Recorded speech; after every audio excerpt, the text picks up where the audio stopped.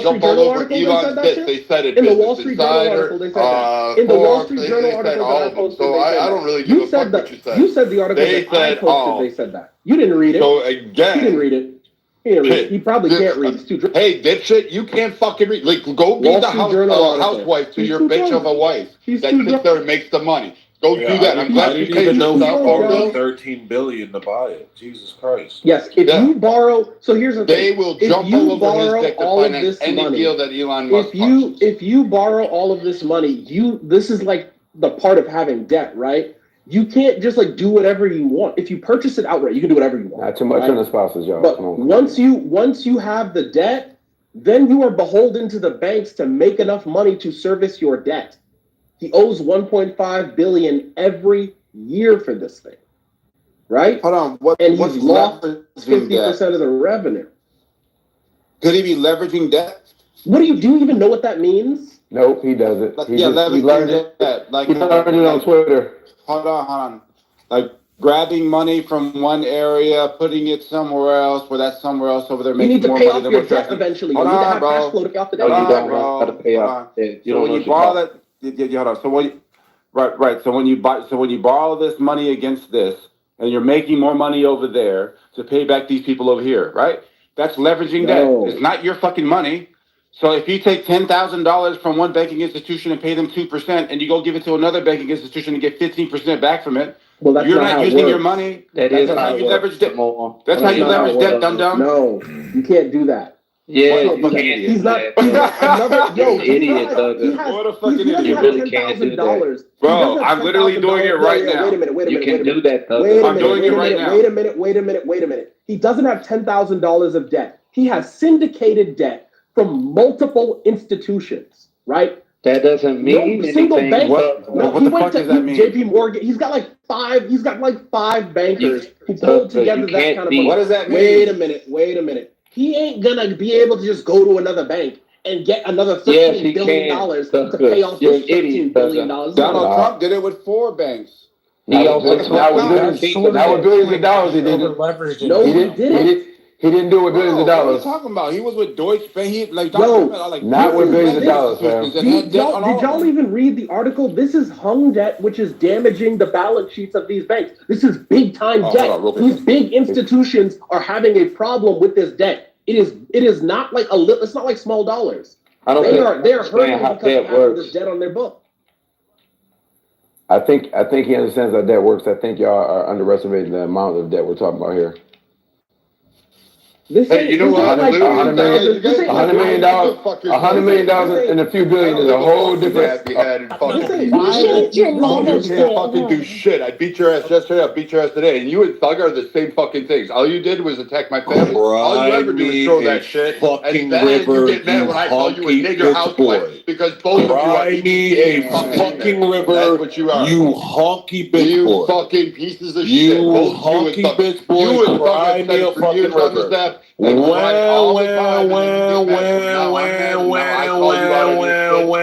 wife. Shut the fuck up.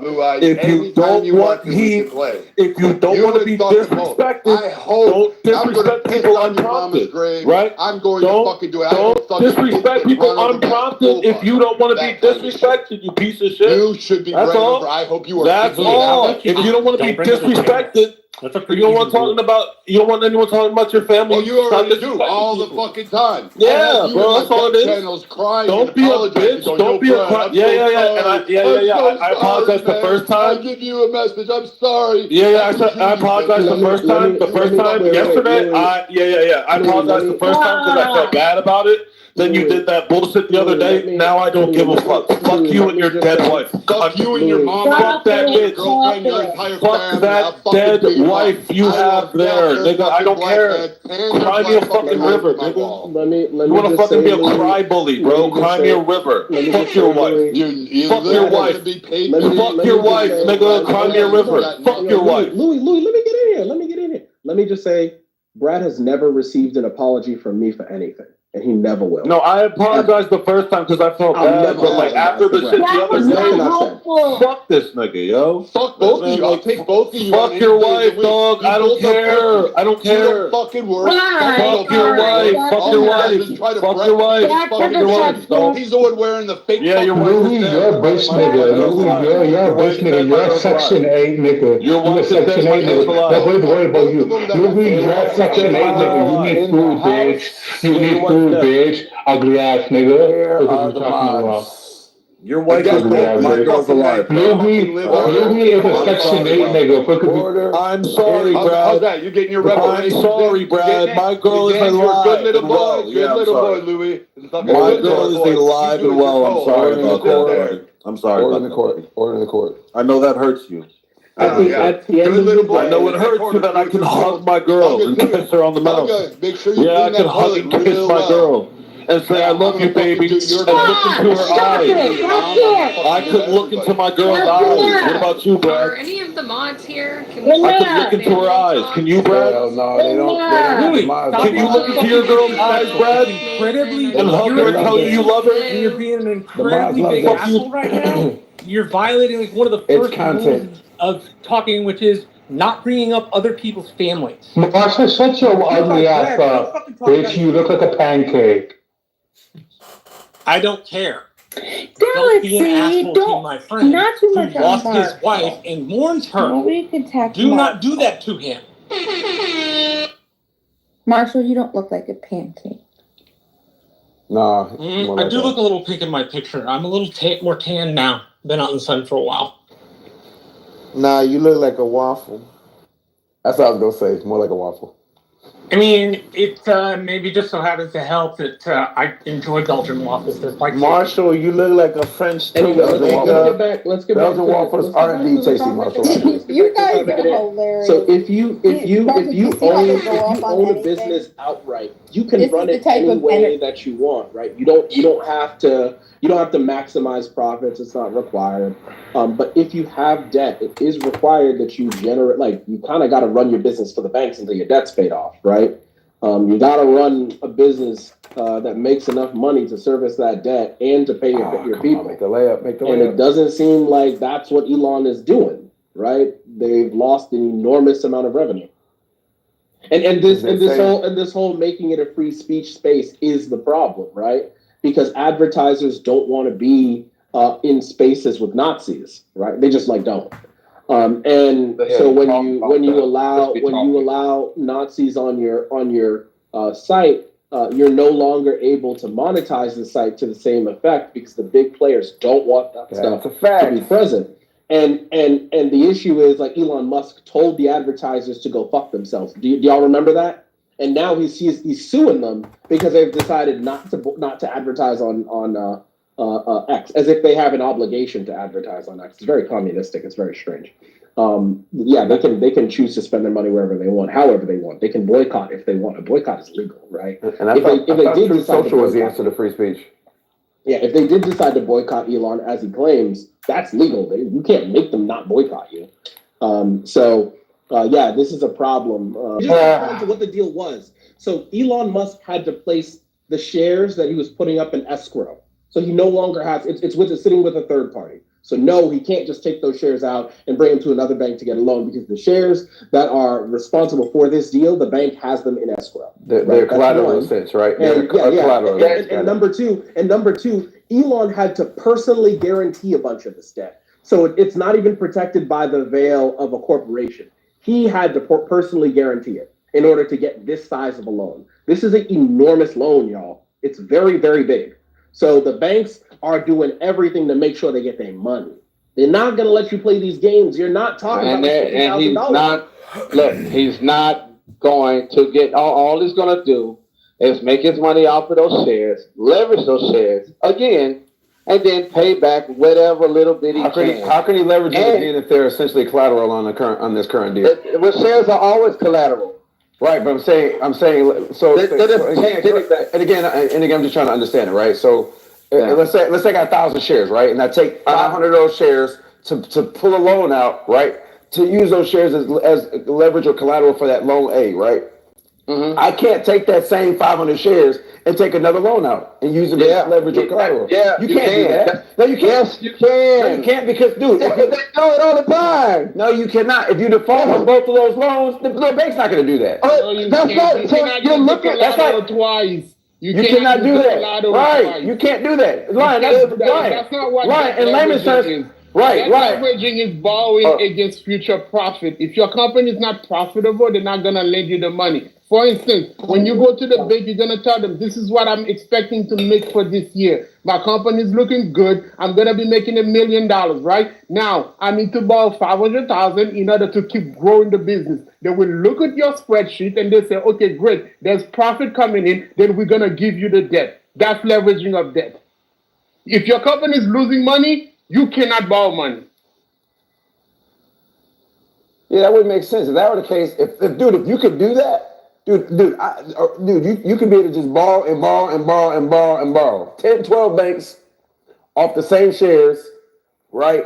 And just default. Right. If your house is worth $500,000, you can go ahead and say, great, I'm going to get a mortgage, which is kind of like a debt for $500,000. You cannot go back to another bank and say, okay, I got a house that's worth $500,000. Let me get another $500,000. They're not going to give it to you. Right. That's now, if you mortgage your house for $250, you can go to another bank and grab another $250. Right. A bank would be a fool to do that. That would be the dumbest move ever for a bank. That would be the sort of thing that would precipitate the Great Depression. If people were doing that, and defaulting, right? Because their debts are not there's no collateral, right? You don't really have collateral at that point covering the debts, and you're just making the banks eat losses. And if you would do this would definitely crash the economy. And Thugger, what you're saying is that because of this deal, the banks are they're strapped, right? Yeah, they're stressed. They're stressed because of these deals because they're big. 13 billion. So the way this normally works is when banks syndicate for a merger. Again, I work in BD, so I've done this sort of stuff before. When banks syndicate to provide capital for a merger, after the deal is closed, they sell that debt onto Wall Street so that they can get out of that position. They unwind their position. They're no longer responsible for the debt. The investors then collect the payments on that debt, and they move on to the next deal, because if they keep these on their balance sheet, they're not able to do future deals, right? It hamstrings their ability to do more deals because you can only carry so much debt at one time, right? If you can't sell it, the issue is that the banks are unable to sell this debt onto Wall Street. This is what is known as hung debt. It's stuck on their balance sheet. They can't get it off to Wall Street. And that is what is stressing out the banks and limiting their ability to do more deals in the future. So you're in BD and not SM anymore, huh? But I'm bummed. All right, so I'm going to read something to you guys. Chill out. Wait. Yeah. Get some water, Lee. There is absent an agreement between or among the various lenders to share the collateral equity. The second lender may have subordinate lien interest in the collateral. You can do exactly what I'm saying here. You can use the same that Donald Trump does. All the wealthy do that. But Lion, going back, using Matt's example, the banks will give it to you. Right, only if there's equity there to use. You can't pull equity out of nowhere. Wait, listen what I'm saying. Future profit. Listen what I'm saying. You're not moving. So when you invest as an angel investor, whatever, you see the cap. This is what you see on the cap table, right? Your shares is going to bring value to bring value and give you the ability to use it as collateral in the first place. What you're doing is taking your shares. Let's say your shares are worth $1,000 per share, and you have, who knows, maybe 50,000 of them. You leverage those shares with Bank A, and you can leverage those shares with Bank B, the same shares. Leverage those shares with Bank C. Yes, you can. The reason why. Listen, I want you to see something. I already heard your positions. You can do this shit. That's why all of them are doing it. Here's the number one reason why. Number one, you cannot be hit for taxes on those loans. I'm aware of why they do it. It's untaxable, number one. I'm not disagreeing. Number two, number two, the only thing that your shares must maintain is their value. the projected value. You all said that you cannot do it at all. You can only use your shares as collateral with one bank. Why? Yeah. Why would you did say that? Why would other banks still accept the same deal? And the problem with what you're saying is that's not. And I kept saying it's not true. When I say Elon Musk, Donald Trump, and all these other wealthy bastards are doing the exact same thing, that's how they stay with money. They live in debt. You don't understand how debt works. No, you don't understand that. Let's say, for example, let's use Matt's example was freaking spot on. If my shares are projected, let's just say they're currently worth 250 and they're projected worth 500 million. I think we're about to talk past each other now. I can borrow up to 500 million, right? You cannot borrow up to 500 million. Lower your mics, y'all, please. We can't hear y'all. Lower your mic. Is mine really loud? Is mine really loud too? You got no you cannot borrow. Yes, Lord, man. You cannot borrow past the valuation or the expected valuation. Like I can't if my stocks are only worth, let's say, $5 billion, I can't borrow $15 billion on those stocks. No one is saying that. Who said that? But that's what you're saying. No, that's not what I'm saying. You're not listening. No, what did hey, anyone hear what I said? Let's just say let's just simplify it. I have 5 stocks. My stocks are wait. I'm telling you now. My stocks are worth $10. I have 5 of them. Okay. So that if I go to, here's the point. I go to Bank A. Okay. And Bank A gives me a loan for $8 per stock. I say, okay, great, thank you. I still have my stock. They're with me. I haven't transferred them over at all. Okay. I go to Bank B. Bank B gives me 5 per stock. You can't do that. Yes, you can. If they're only worth you can do it though. You cannot listen to what I'm saying. Listen. You can do that. It exceeds the evaluation. Right. You can get another loan for $2. $2, but you can't get a loan for $5. Because your collateral has to match the value of the loan. The banks don't have to know each other. What do you mean they don't have to know each other, Ryan? They don't have to know each other. This is exactly why Donald Trump got found guilty. There's only so many banks that can produce this kind of capital, right? So these bankers all know each other. That's one. And number 2, no, they don't. You can't even get the full value of like today's value of your stock in a loan, right? Typically, a bank will give you. Who's making that argument? Wait. Let me just explain. Typically, a bank will give you 50% of the value of your portfolio or whatever you're using as collateral, if it's equities, in a loan, because obviously there's like the volatility associated with stocks. They don't want to give you up to the point because there's a good chance that you might like lose 20-30% in that value, right? So you definitely can't have you can have people with senior and junior debt, but that assumes that like each person's debt position does not equal the maximum that you're allowed to take out, right? So that's how that happens, and the person with the senior debt will be the first person to get their assets out, right? But you're not going to be able, like if your stock is worth $50 million and they give you a $25 million loan, you're not going to be able to then turn around and get another $25 million loan from another bank on that equity. Absolutely. That's the part. Okay, so you're wrong about that. Okay, yeah, you're wrong about that part. All right. That's what we're saying. So all the other shit that you were saying that it was relevant, it had nothing. Yeah, the last part, that's what you're wrong about. And that's what I was talking about. You can. They do it all the time. Lying. If people overleverage stuff like that, banks would go out of business, fam. Finley, hold on. Hey, listen, no, they won't. All they're going to do is request and get more money from the fucking federal government. That's not how that works. That is how it works. Oh my God. You got a bail out. But real quick, Finley, or just anybody, right? So I'm reading the article, and I'm reading like 2 other articles that have to do with this article, and they keep talking about how it was a bad deal for the banks, but they're not saying it's a bad deal for Elon. I wonder why. It's not even really a bad deal for the banks, because the banks are gonna go, hey, listen, we took a loss, we need X amount of money, and the federal government will give it to them. They're just gonna pay it right back up. That's the reason why I'm saying what I'm saying. How did was these American banks? Hey, was these American banks? That is not how it works. It is how it works. It's working like that. Hey, man, I'm not going to argue with these cats about how that works. Hey, was these American banks? I'm sorry, because I Simple can't hear economy class is gonna tell you that's not how shit works. No, I have to turn down my volume because yours is so outlined, and then I can't hear when other people talk. Y'all mix like these theories up with like actual like economics, and I'm not the most knowledgeable in economics, but I freaking know the basics, and I know that's just freaking not true.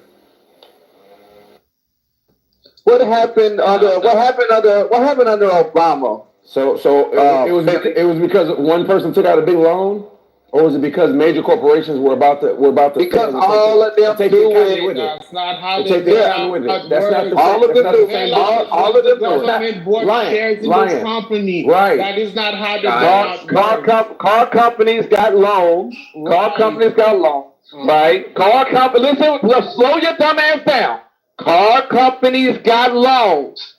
Right. The banks already know that the car companies aren't doing well. They can look at the stock and see. They know what the market is saying. They gave it to them anyway. You know why? Because they did what I said. Then when Obama gets in office, what does Obama fucking do? What did Obama do? What did Obama do? What did Obama do? Realize that because it's Obama. Marshall, hold on. I need somebody to answer. What did Obama do? Stop yelling. I have to yell over the temps. I'm sorry. If everybody could just talk one at a time. Hold on a second. The federal government, those car companies were able to get loans from those banks because they have other assets as opposed to just selling cars. For instance, the factory land. Beat around the bush and say what I've already said. I'm going to answer you. Right? Just answer the fucking question. I hate you all. What happened when they started losing money and they needed money to operate their business? The government stepped in and bought shares in those companies. And then what do the government do? You give them money because you bought the share. So what did Obama do with the banks? What did Obama do with the banks? The banks. What did Obama do with the banks?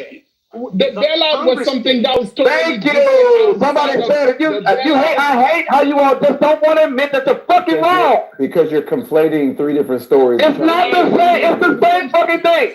Listen, businesses need loans. This is the same damn thing. It's not the same thing. It is the same fucking thing. No, it's not. Dude, you can't conflate yeah, stories and say it's the same thing. It's the same. Seconds so we can hear exactly what he's saying. They don't want to hear it because it will make you look stupid. Hey, let's just listen to Ryan for 30 seconds so we can make sure that we're not confusing this because we heard what he said. What am I saying? You're conflating three different stories. My argument. Dude, you're conflating the auto bailouts from the bank bailouts. They're not the same scenario. From an individual leveraging their debt to take loans out from banks. When is the auto company an individual? They're not the same scenario. And Matt was explaining because he's more apt than this than I am. But he was explaining. Mr. Finley, they're not the same thing. There is. Thank you, Mr. Finley. That's a good point, Samoa. Mr. Finley. It's a terrible freaking point. The bank gives loans to the auto company. The auto company is leveraging their shares in their own stock, their own businesses, their portfolios. They're leveraging. The bank already knows that that's the reason you're coming for the fucking loan. Then the bank turns around. Then the bank turns around and says that they are at a loss.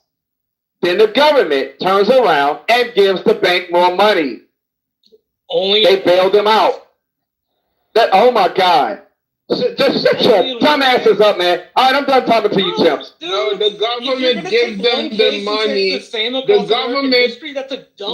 government paid. So what it is the government take on the debts of the auto industry and pay the bank back. However, the government also acquired shares in the auto industry. This is why when Chrysler was sold, the government ended up making more money than they put out because they sold Chrysler at a profit when they sold it to Fiat.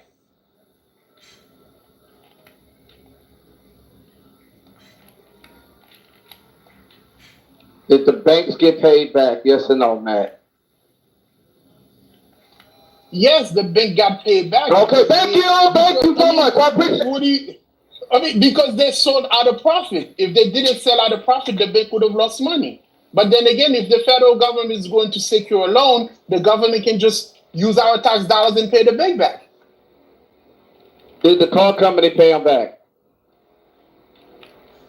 No, the car company sold shares. Thank you. Thank you so much again. Thank you. You're not even listening to his response. The car, you're not listening to the response. That's the government. You're not listening to what I stated. You want to make your own counter arguments to nowhere. Because you're oversimplifying the argument. And it's fucking simple. It's not really that is. simple. It is simple. No, it's not. No, it's not. Philly, you just stated. Listen, Philly, I'm actually studying how this shit works. I've been doing this for a while now because I'm very much interested in diversifying my portfolio and not having to use my name and my personal life as a way of leveraging and getting loans and shit like that. Listen to me. Listen, I think this is the most amazing loophole that anybody, it is a loophole. No, You get loans that you don't have to actually pay back. Yes, you do. The bank don't make money if you don't pay it back. They don't make money anyway. They're just going to cry. But all they're going to do is go to the fucking government, and the government is just going to give them the money back. This is not an honest conversation. That's the reason why the wealthy don't give a fuck. That's the reason why Donald Trump kept saying, "I'm the king of debt." And you motherfuckers thought he was talking about he's being broke. No, he was talking about leveraging debt. You don't have to pay taxes on debt, stupid. So when they say that he's worth $400 million or $400 billion and he's up, that means he's got all of this money in debt and he doesn't have to pay it fucking back because he's currently in the process. So he can pay them whatever the fuck he wants to. And what happens with the bank? This is not. The bank goes. Listen, the bank goes, "Oh, big bad Mr. Government, Donald Trump didn't pay me back." And the government goes, "Here you go, baby. Go ahead and give you a little something. That's not how that works. That's what happens. That's not how that works, fam. It happens every day, all day. No, that's the reason your country is leveraged on debt. You just don't understand. No, I understand that. That's not how that works, fam. But if that's the narrative you want to run with, then hey, run with it. Oh, I'm definitely running on this one. Hey, listen, this is the real, true way of freedom. If you think you can go to the bank and over leverage yourself, and multiple banks are going to loan you money, then you go for it. Yes. Go for it. Go try it. Yes, I 100% believe that is going to happen. Wait, so you haven't even tried this yet? No. Who me? No, I have not. I haven't personally tried it. Not yet. No. You're talking pretty confidently for somebody who hasn't actually tested it out. Because I'm watching the big guys do it, and they're doing it all the time. He thinks no lying. He thinks he has assets. He thinks he has assets worth $500,000 and go borrow $4 million. Can I say something real quick? If I could just say this real quick. You have Lou in the chat that's just being utterly rude, and no one's kicking him. Suck a fucking dick. Don't. Whoa, bro. All right, this is keep my name out your fucking mouth, nigga. If I'm not talking to you, shut the fuck up about who are still present, like deal with shut the fuck up about me if I'm not talking to you. All right, real quick though, right? So if you guys read the article, somebody just complained about something in the chat. Fuck is this faggot calling my name for, nigga? If your feelings are hurt, go to church. Come on, my nigga, you over here. If your feelings are hurt, from a ricochet, nigga, go fucking cry about it, nigga. Stop fucking calling my name. You should have your butt. Yo, bro, don't kill yourself. Kill yourself. Go join your wife. You're a demon, man. You think you're a demon. Trust me. Nobody's pressed about you. You're a bitch. You're a Section 8 nigga. You're a Section 8 nigga. What are you talking about? And they got kicked easily, but now we have Lou being very disrespectful, and no one is bothering. Stays in the chat. Stay in the chat. Right. Word on the stage. Really cried about this chat, fam. Right. Go back to the chat, fam. Right. So real quick, this pussy nigga talking about? So if you guys read the article, right? The article talks about how Louis is trying to be like Galaxy, and he will never be like Galaxy. Like this nigga's really trying to do his big one, but you're not that guy. You're not that guy. Talking, man. Nobody cares. Yeah, so let's just be clear, bro. I'm trying to be super respectful. I say okay. Right. I'm not trying to add to the chaos. I just wanted to make sure that we understood that the article is not talking about Elon Musk.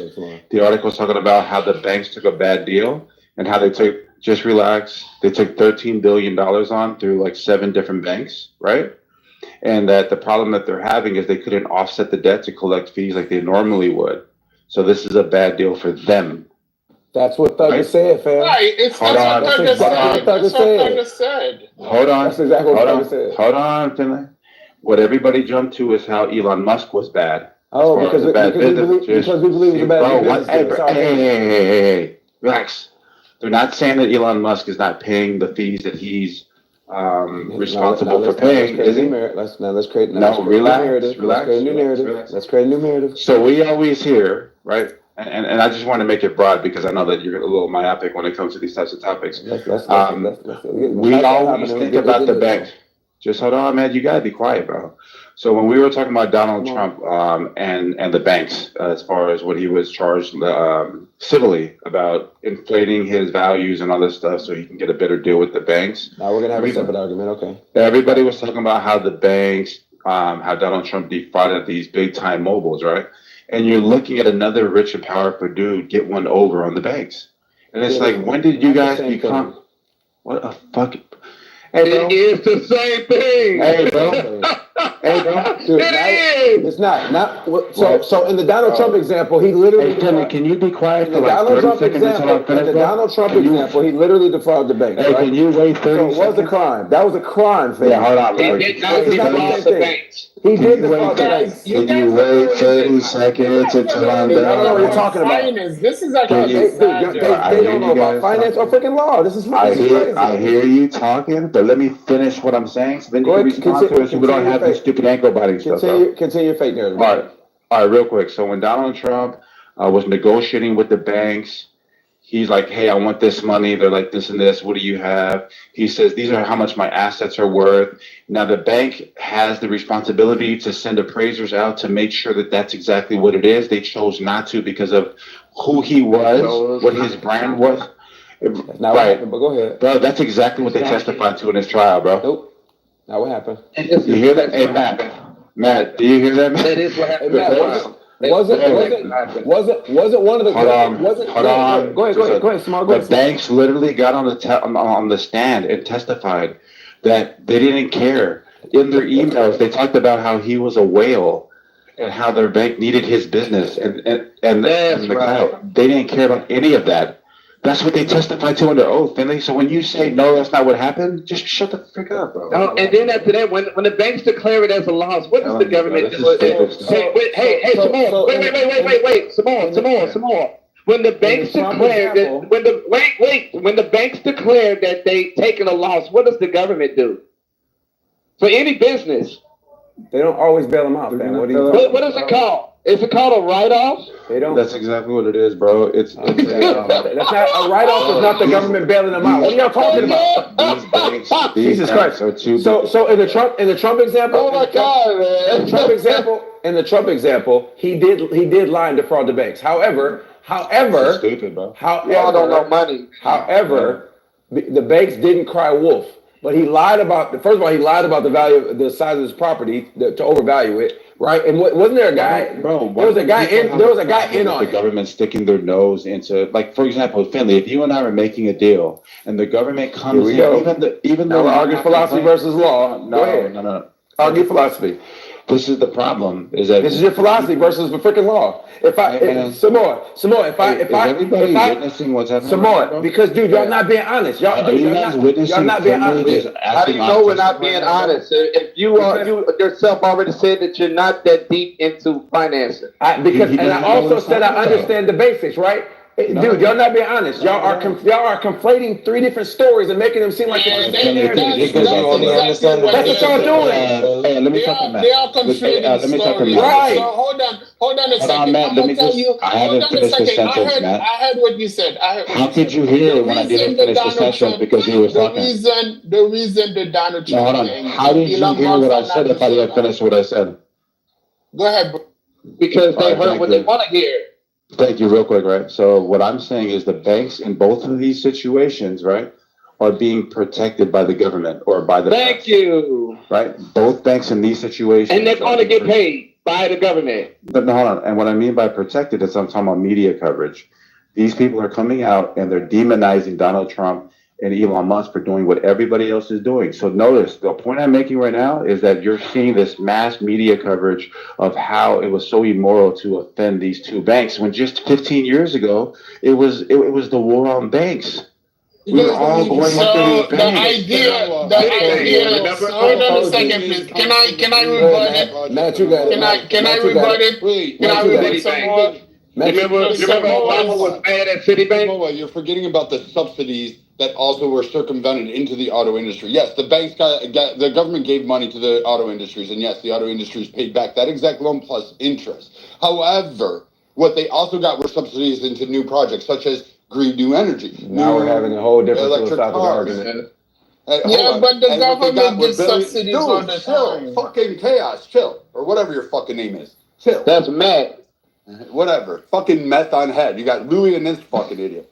Don't start me, bro. I'm forever gonna be on this pussy's mind. Dead wife. Here we fucking go again, Brad. Just relax. Fuck your wife, nigga. Y'all can make your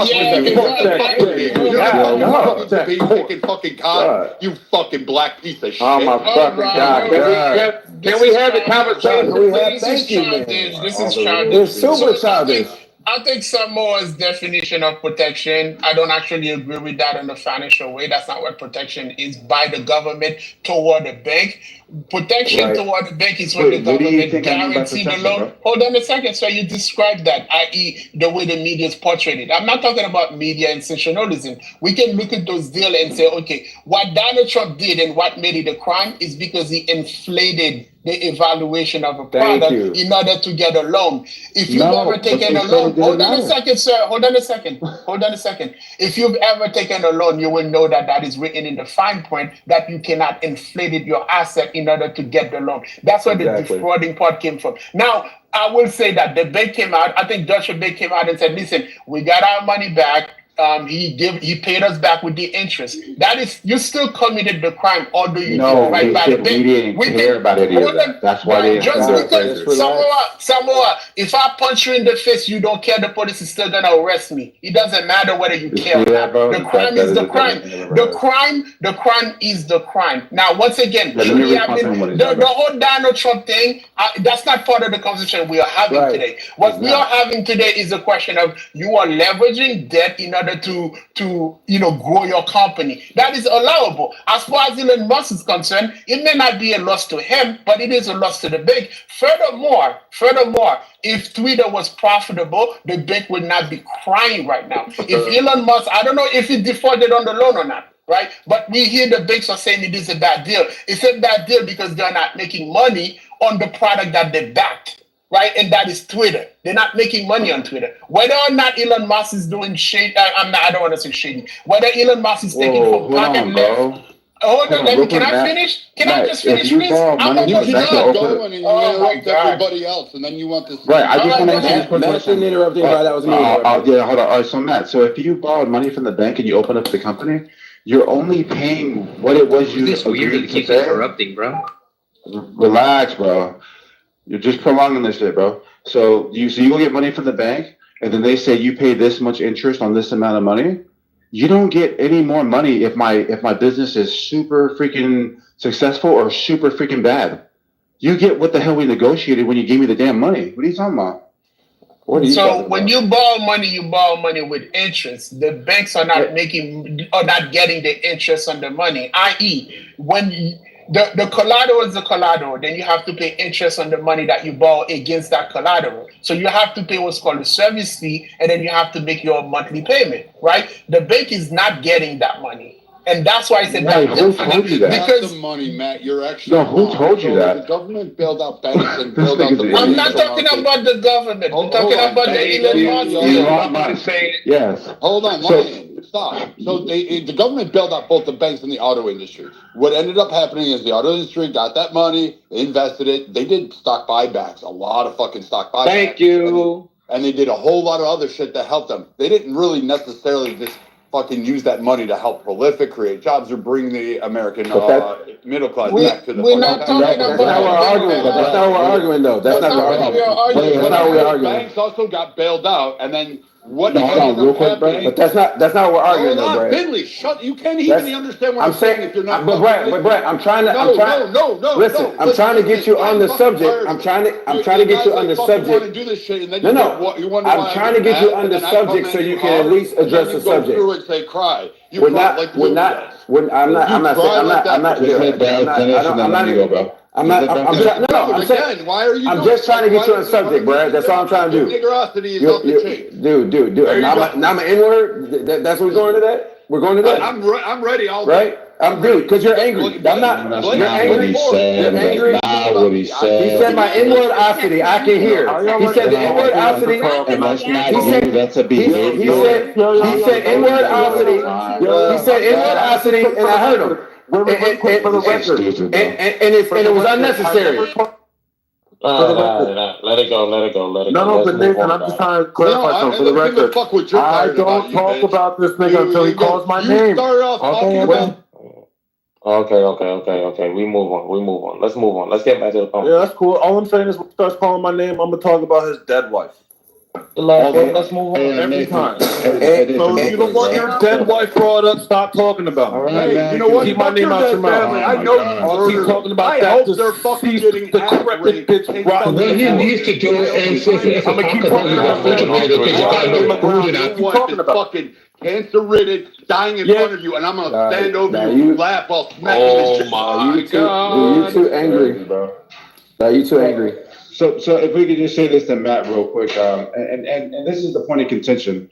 The banks are saying the reason why this was a bad deal is because they couldn't offset the debt. They couldn't sell the debt off, so they're holding on to it. That's the reason. That's what Fred was talking about. Just hold on real quick, bro. It's not that Elon Musk is not paying his bills.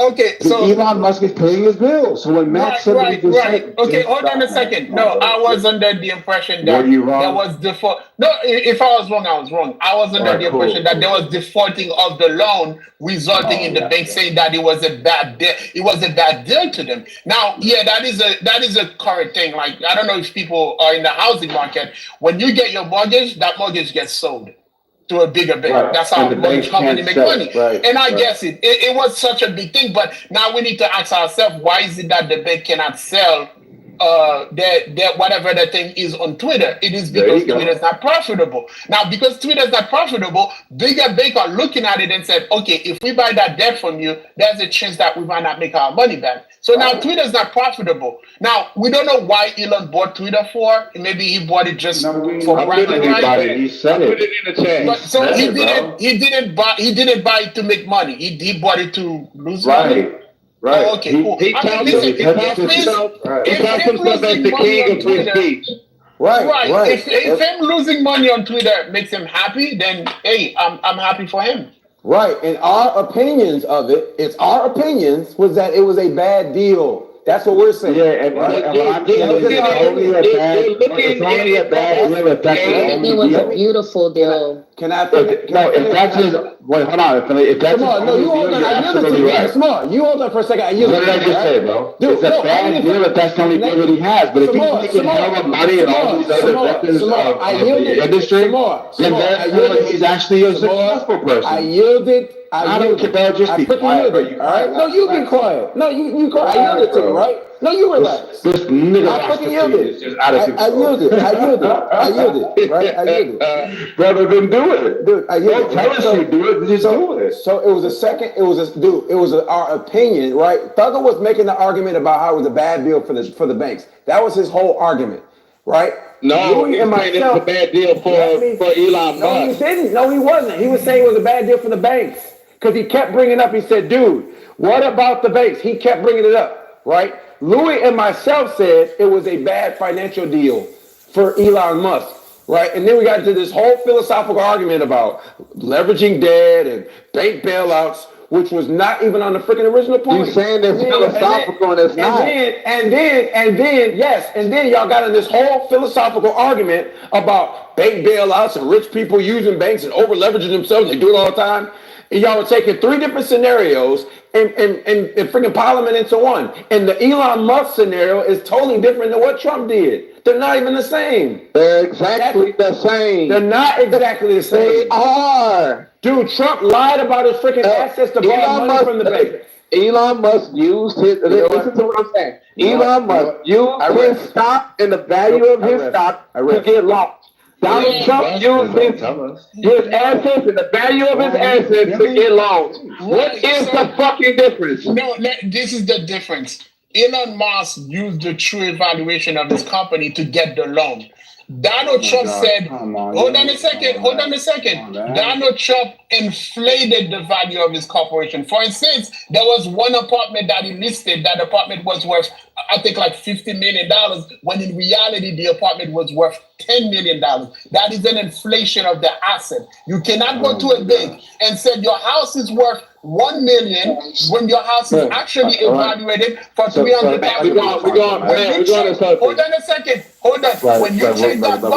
When you check that box, you lie, and that is a criminal offense. Let me if I could just go real quick, bro. Let me get 5 seconds, bro. Everybody knows in negotiations, you highball it. And you allow them to negotiate with you by lowballing it, and then you meet somewhere in the middle. How long? Just hold on, bro. Just hold on. And we know this is just hold on. So we know this is true because Mr. Wonderful off the Shark Tank was on every single network platform. He makes billions and billions and billions of dollars in the real estate market. This is the norm. The banks are not there to give you what you're actually owed. The banks are there to negotiate what's in favor for them.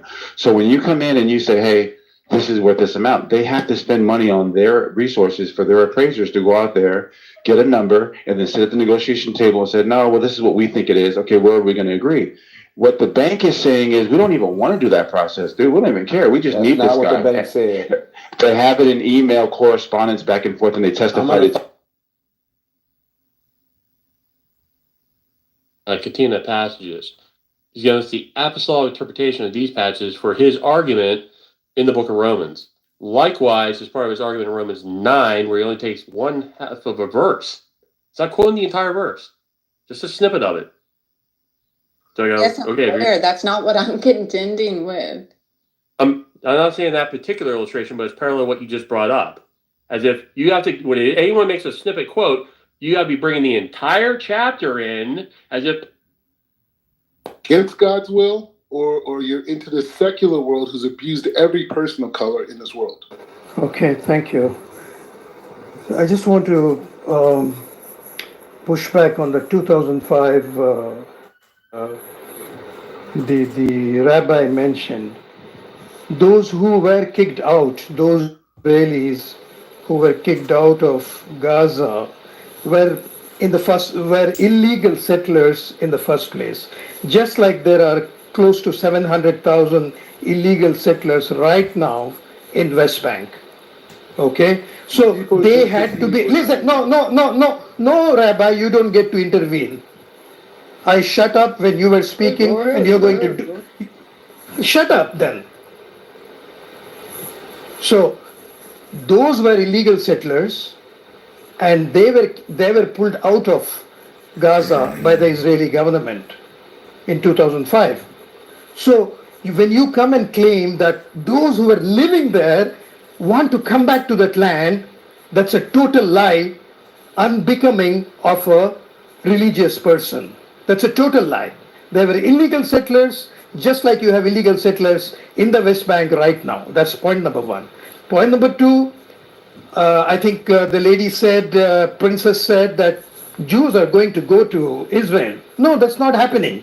In the last 75 years, that has not happened. What is happening actually is, if you know, there are close to 7 million Jews in the rest of the world. And there are 7 million in Israel and 7 million in the rest of the world. And out of the 7 million that are in Israel, there are between 1 and 2 million who hold dual passports, so dual citizenships. They don't want to move to Israel, 100%, all of them.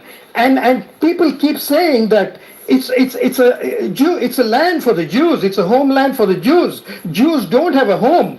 But then you're living in America, then you're living in the UK, you're living in Germany, and you don't want to move. You are using the Israeli propaganda just to occupy the land.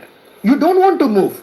And point number 3, Rabbi, you come here and talk as if, first of all, Judaism is a religion. It's not an ethnicity.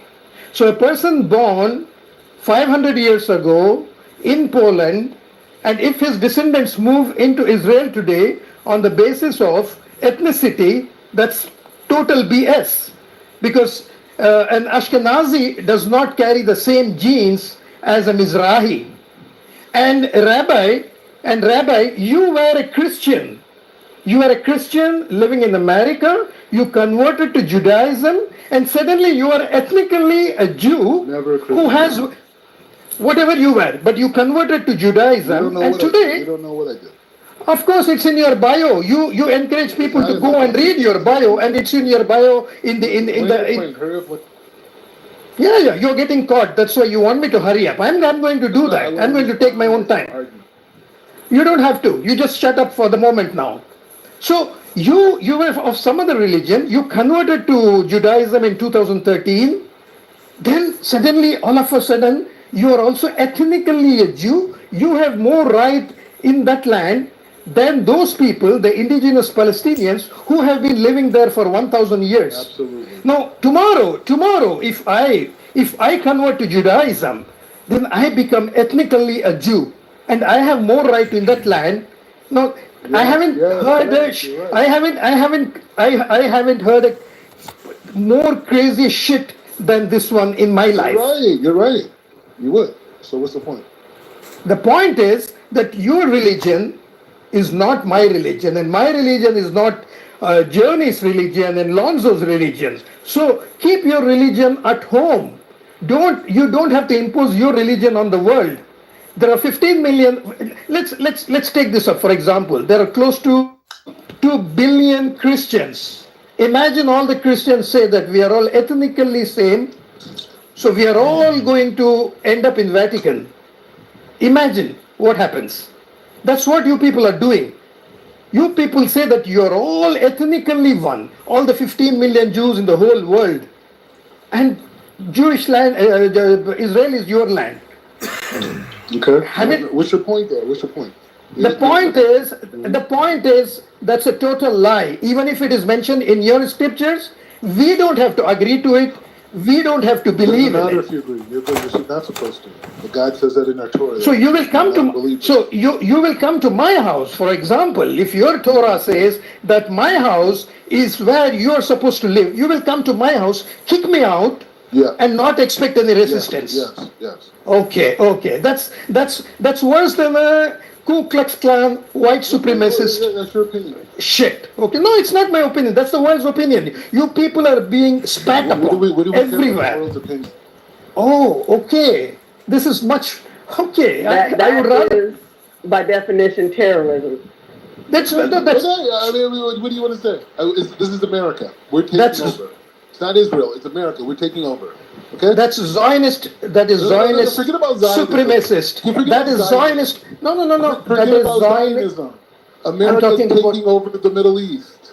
Okay, that's what's happening, and there's nothing you can do about it but watch on TV, our television, our news stations. That's all you can do is watch it. Okay. Hey Mordechai, shut the fuck up. No, you can't do nothing about it. Nothing. Yeah, of course we are going to do about it, and we are doing about it. Our television to inform you what we're doing. Listen, man, that's what the Afrikaners said a few years ago.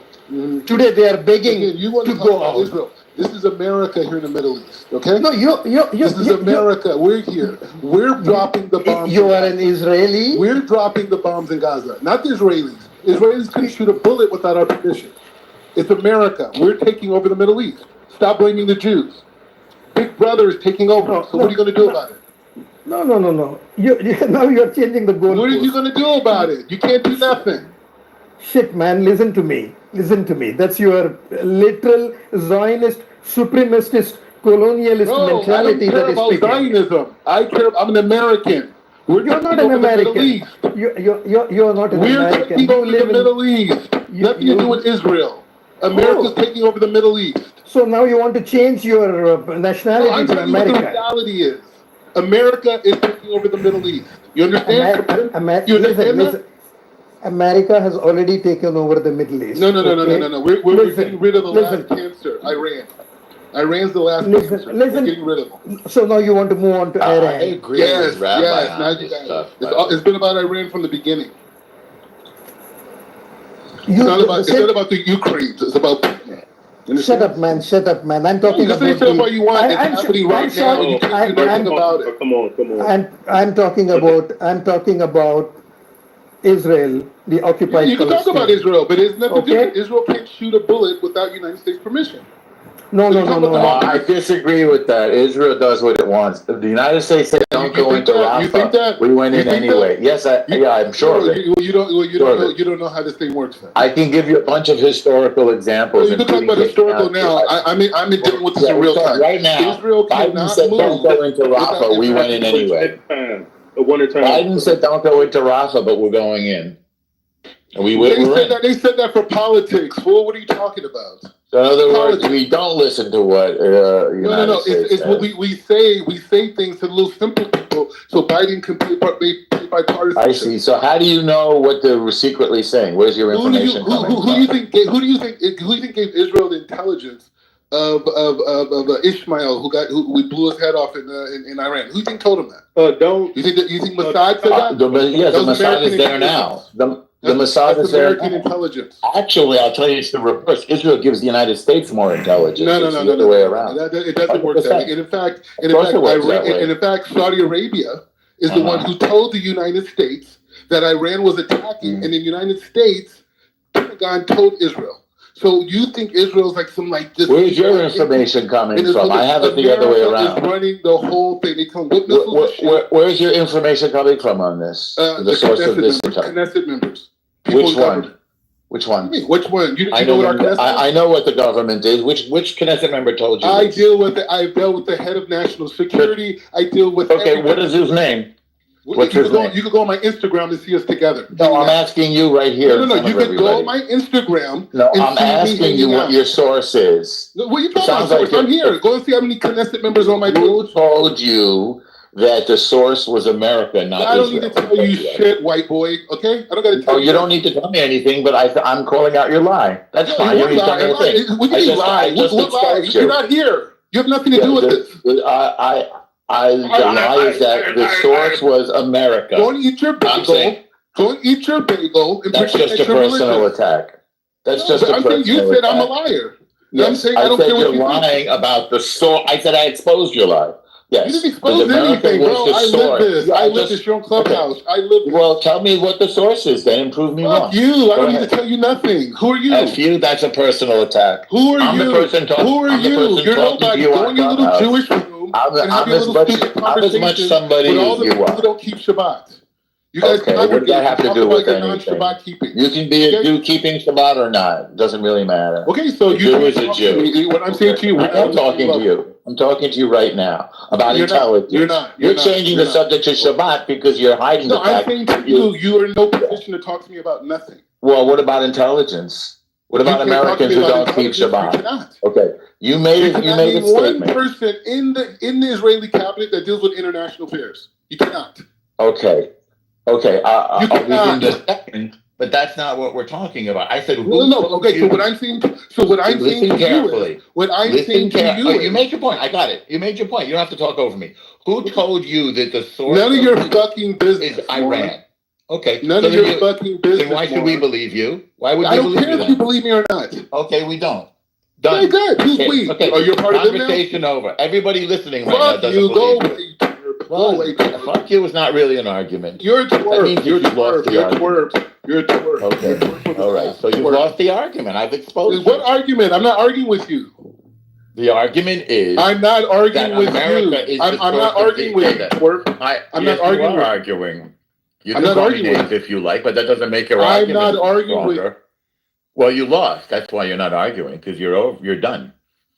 You were asked a question. Who told you that the source of intelligence on the hit that we made on the Hamas leader in Iran was American and not Israeli? Our information is it comes from the Mossad.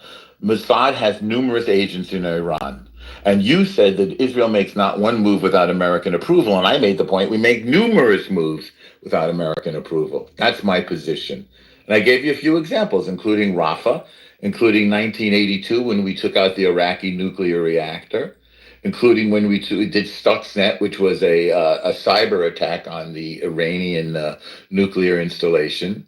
Israel does stuff without American approval. It's my only point. I guess he got flustered. Where's this guy Fayaz? Fayaz, I disagree with you. Jew is not a faith. It's an identity. It's a nation. It's a family. Oh, your boyfriend came It's back. a people. Huh? Your boyfriend is...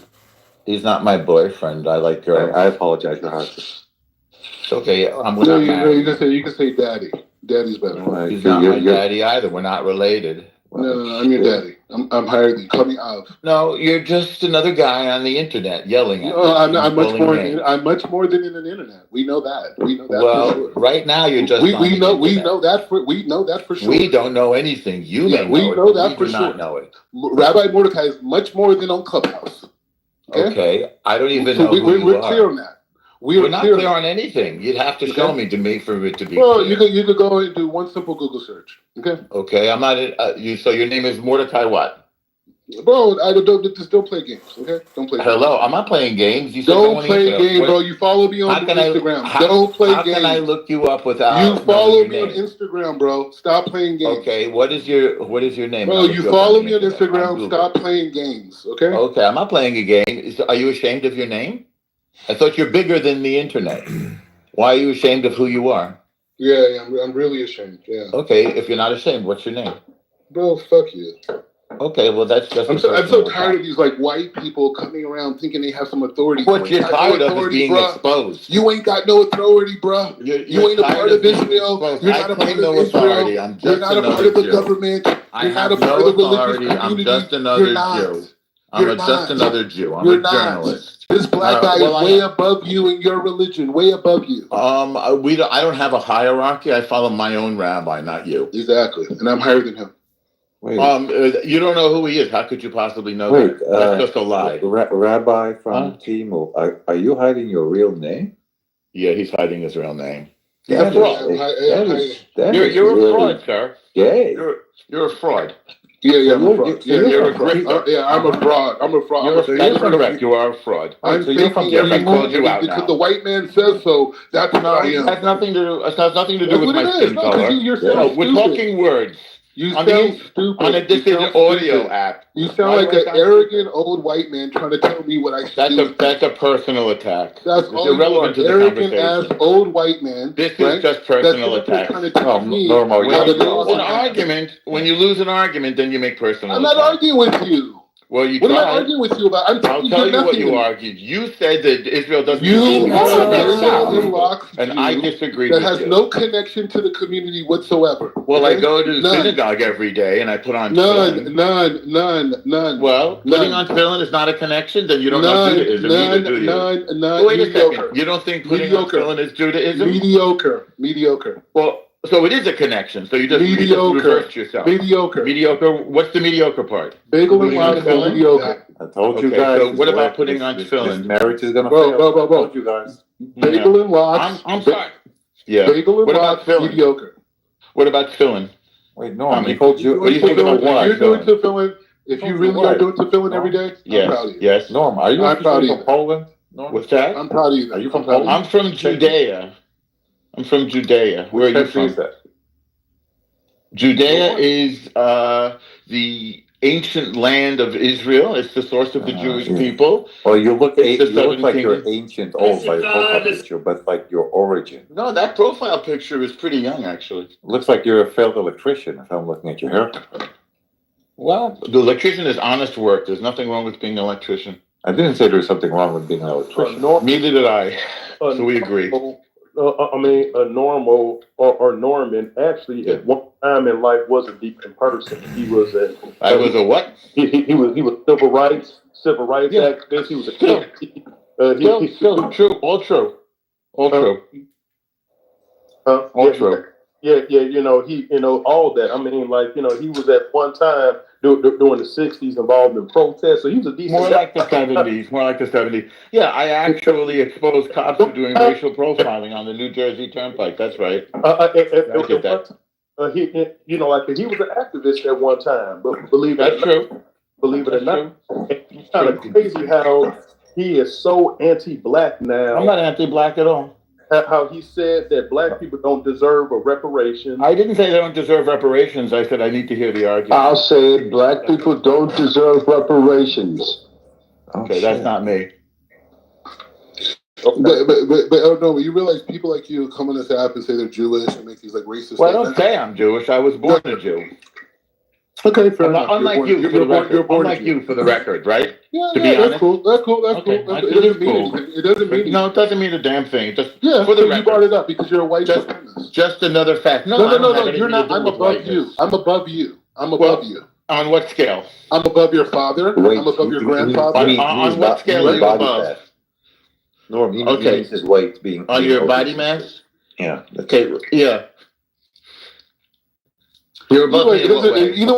It doesn't matter to me. I'm just sick. Wait, you're above me in what way? You said it a few times. Fools trying to come in here and talk. Wait, I was born Jewish. On what scale are you above me? You made a statement. I'm above you. I'm above you in terms of my character.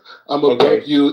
What is better about your character? Wait. Let me make my go one at a time. Let's go one at a time. How is your character better than mine? My character isn't coming on this app and embarrassing Jews. How is your character better than mine? I just explained it to you.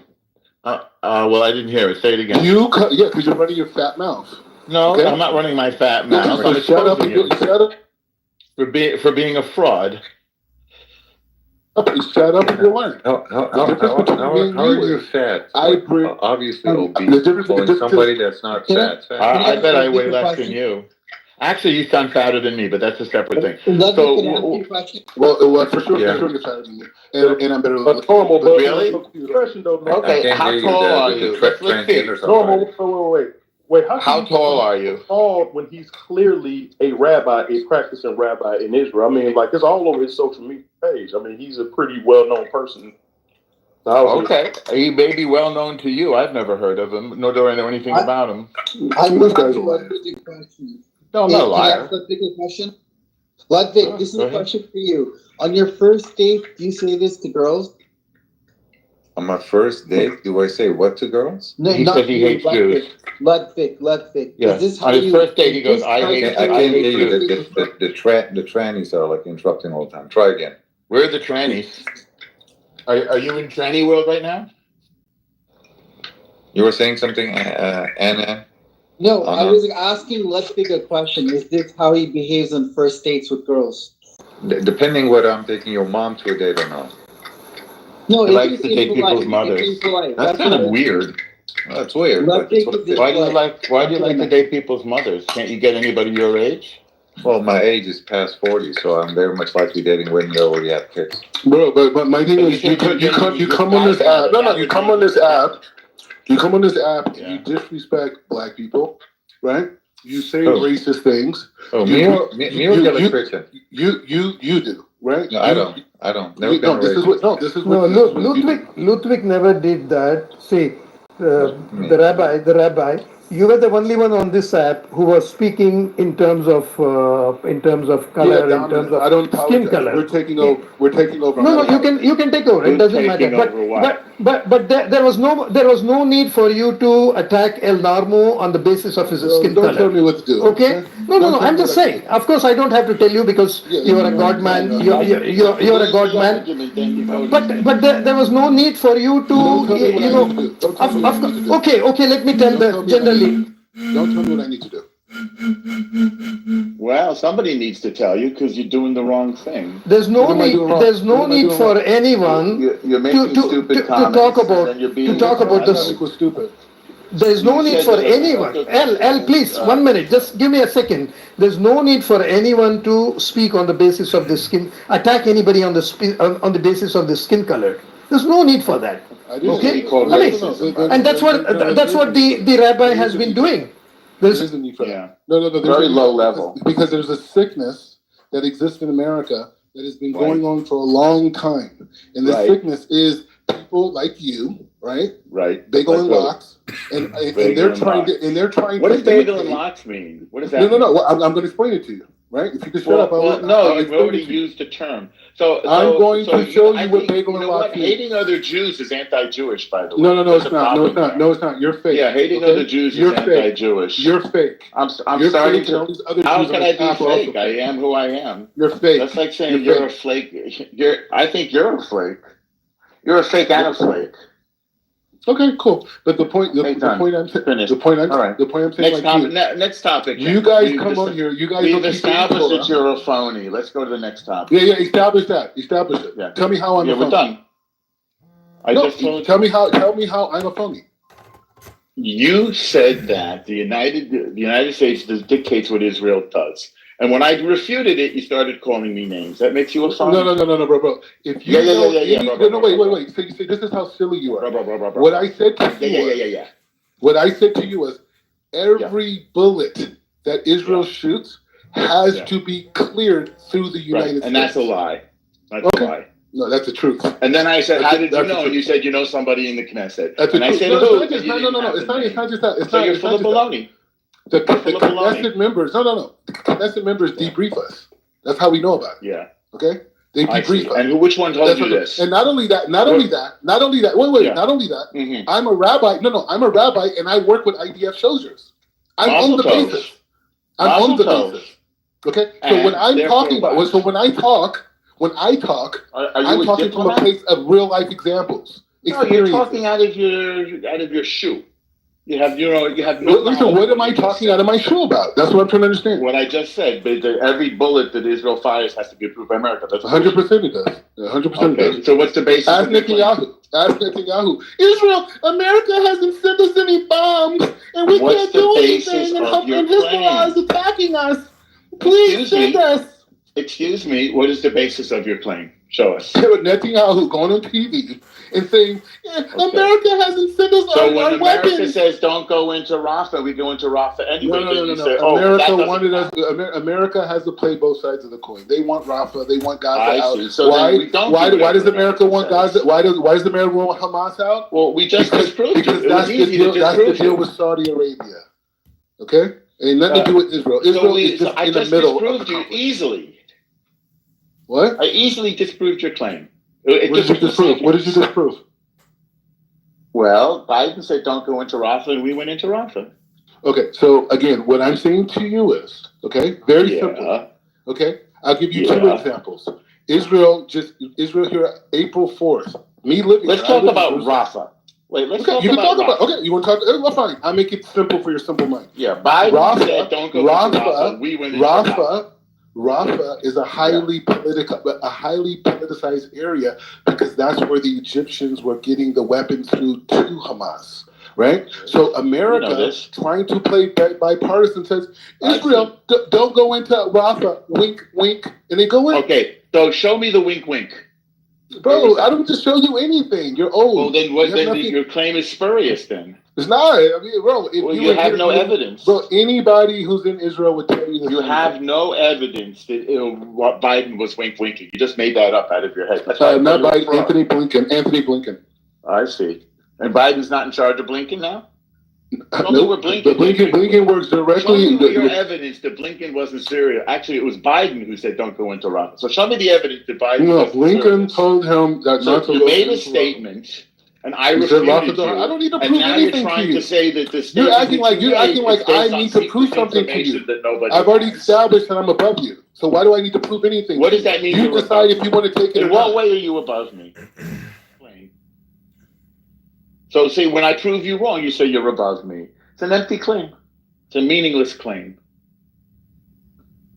In your mind, you're above somebody. Maybe. I don't even believe you're above me in your mind. I think you just feel bad that I've so easily exposed your grift. So Ludwig, why do Armenians hate Jews? This is something I've learned on the app. What happened, Ludwig? Why do Armenians hate Jews? This is an old prejudice.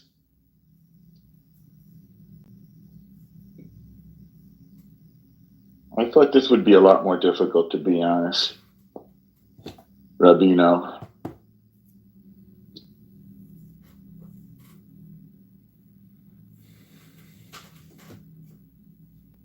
Mm-hmm.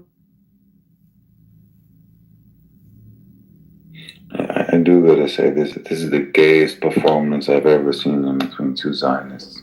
Let's see, what makes it gay? How's it gay? I mean, I can imagine like Wait, how is it gay? You made I'm it sound. trying How is to it gay? answer. I'm trying to answer. You said you can't imagine. That doesn't sound like an answer. How is it Well, gay? I'm like, well, you're not waiting for me to answer. Okay. It's apart from you lacking and many of you Zionists pro baby killing. No, I'm against baby killing. How is it gay? What does gay have to do with baby killing anyway? What's gay about it? I was about to build up my case. You're a little bit. You're all over the place, Ludwig. I have to say. Maybe you have some weird. Maybe you have some weird homophobia. I think you have homosexual anxiety, frankly. You keep bringing up gay. We're talking Israel. In the world, what is all happening? We're talking Israel, and you're talking gay. There's something wrong there. A person who can get gay out of a discussion of Israel, there's something wrong there. I think you have homosexual anxiety. Right. Yeah, right is right. So what's your why don't you like Jews? What's your problem with Jews? What was that? Why don't you like Jews?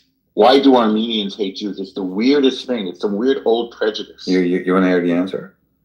Or are you going to interrupt me again? If you're going to be honest. It's going to be dead. If you don't lie, I'm going to be honest to God, right? Here's the thing. The reason why I don't like Jews, it's not to discriminate, but it's only apple juice. There's an acid in there that upsets my stomach. When you but had I the love, chance, I love Jewish people. I just don't love Zionists.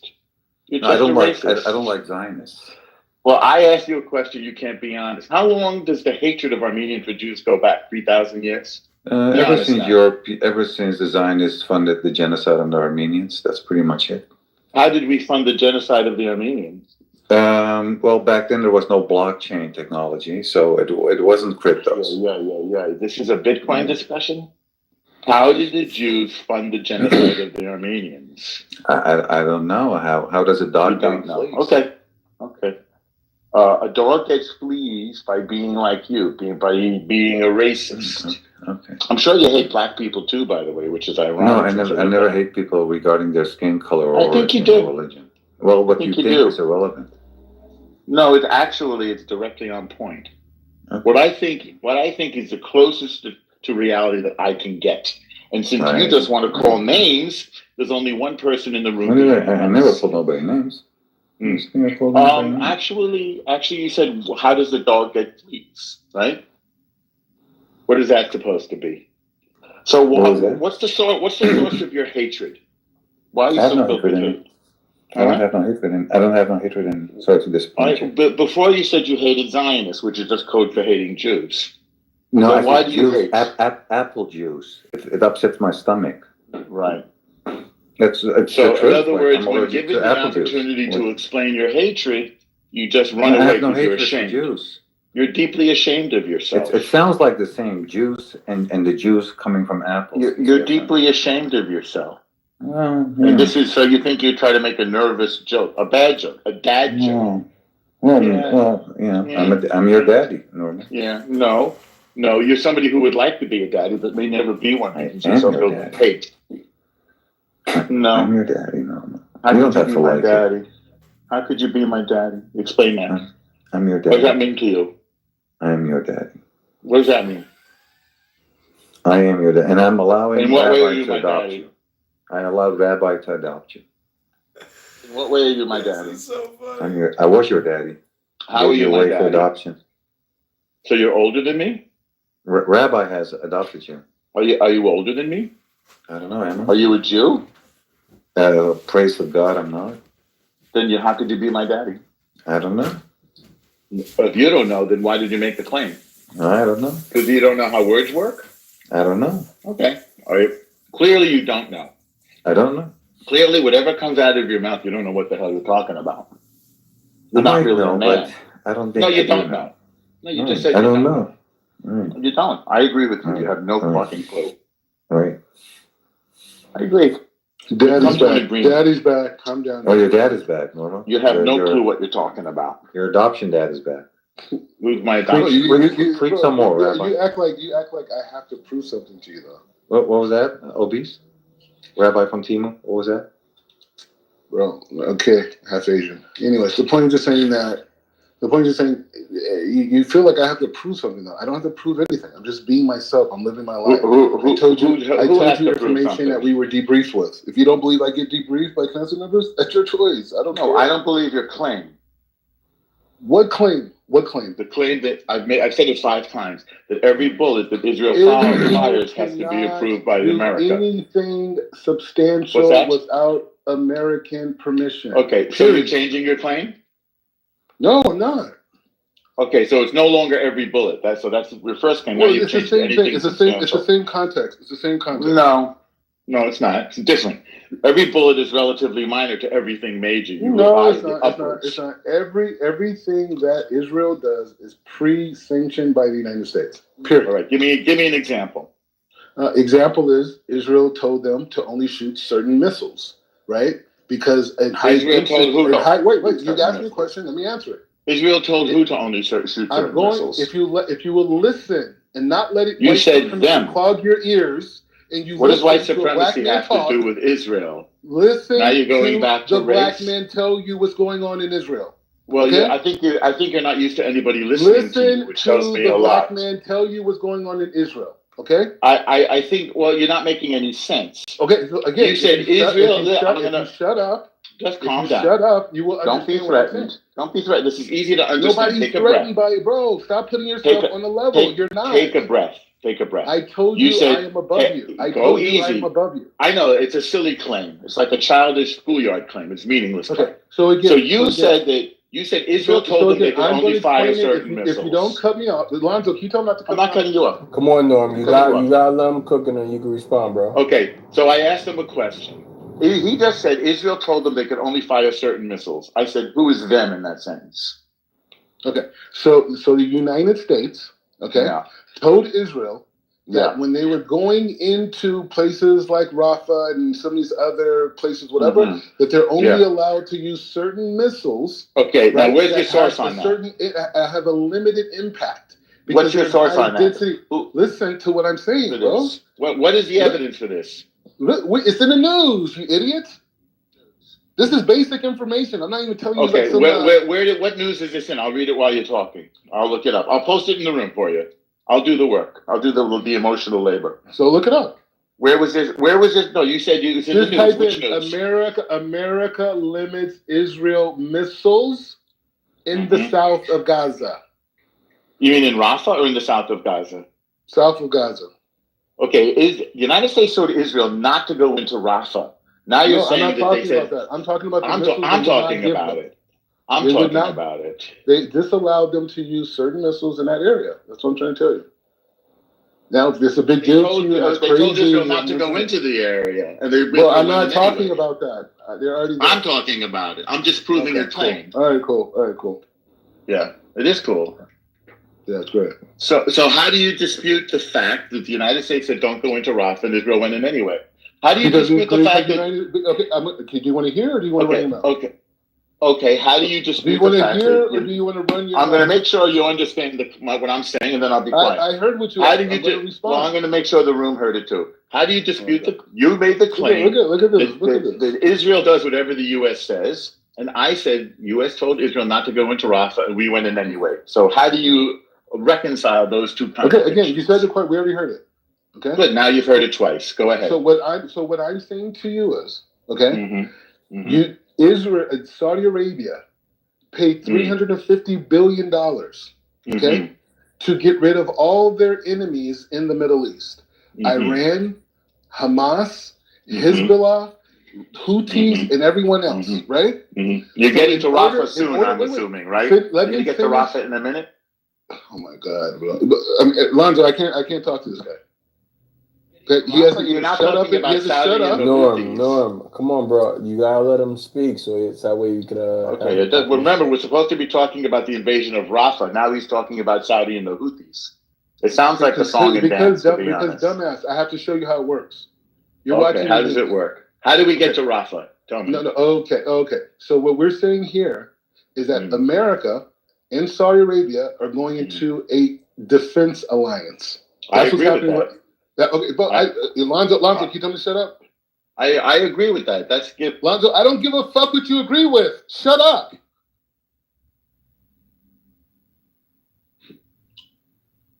Now go ahead.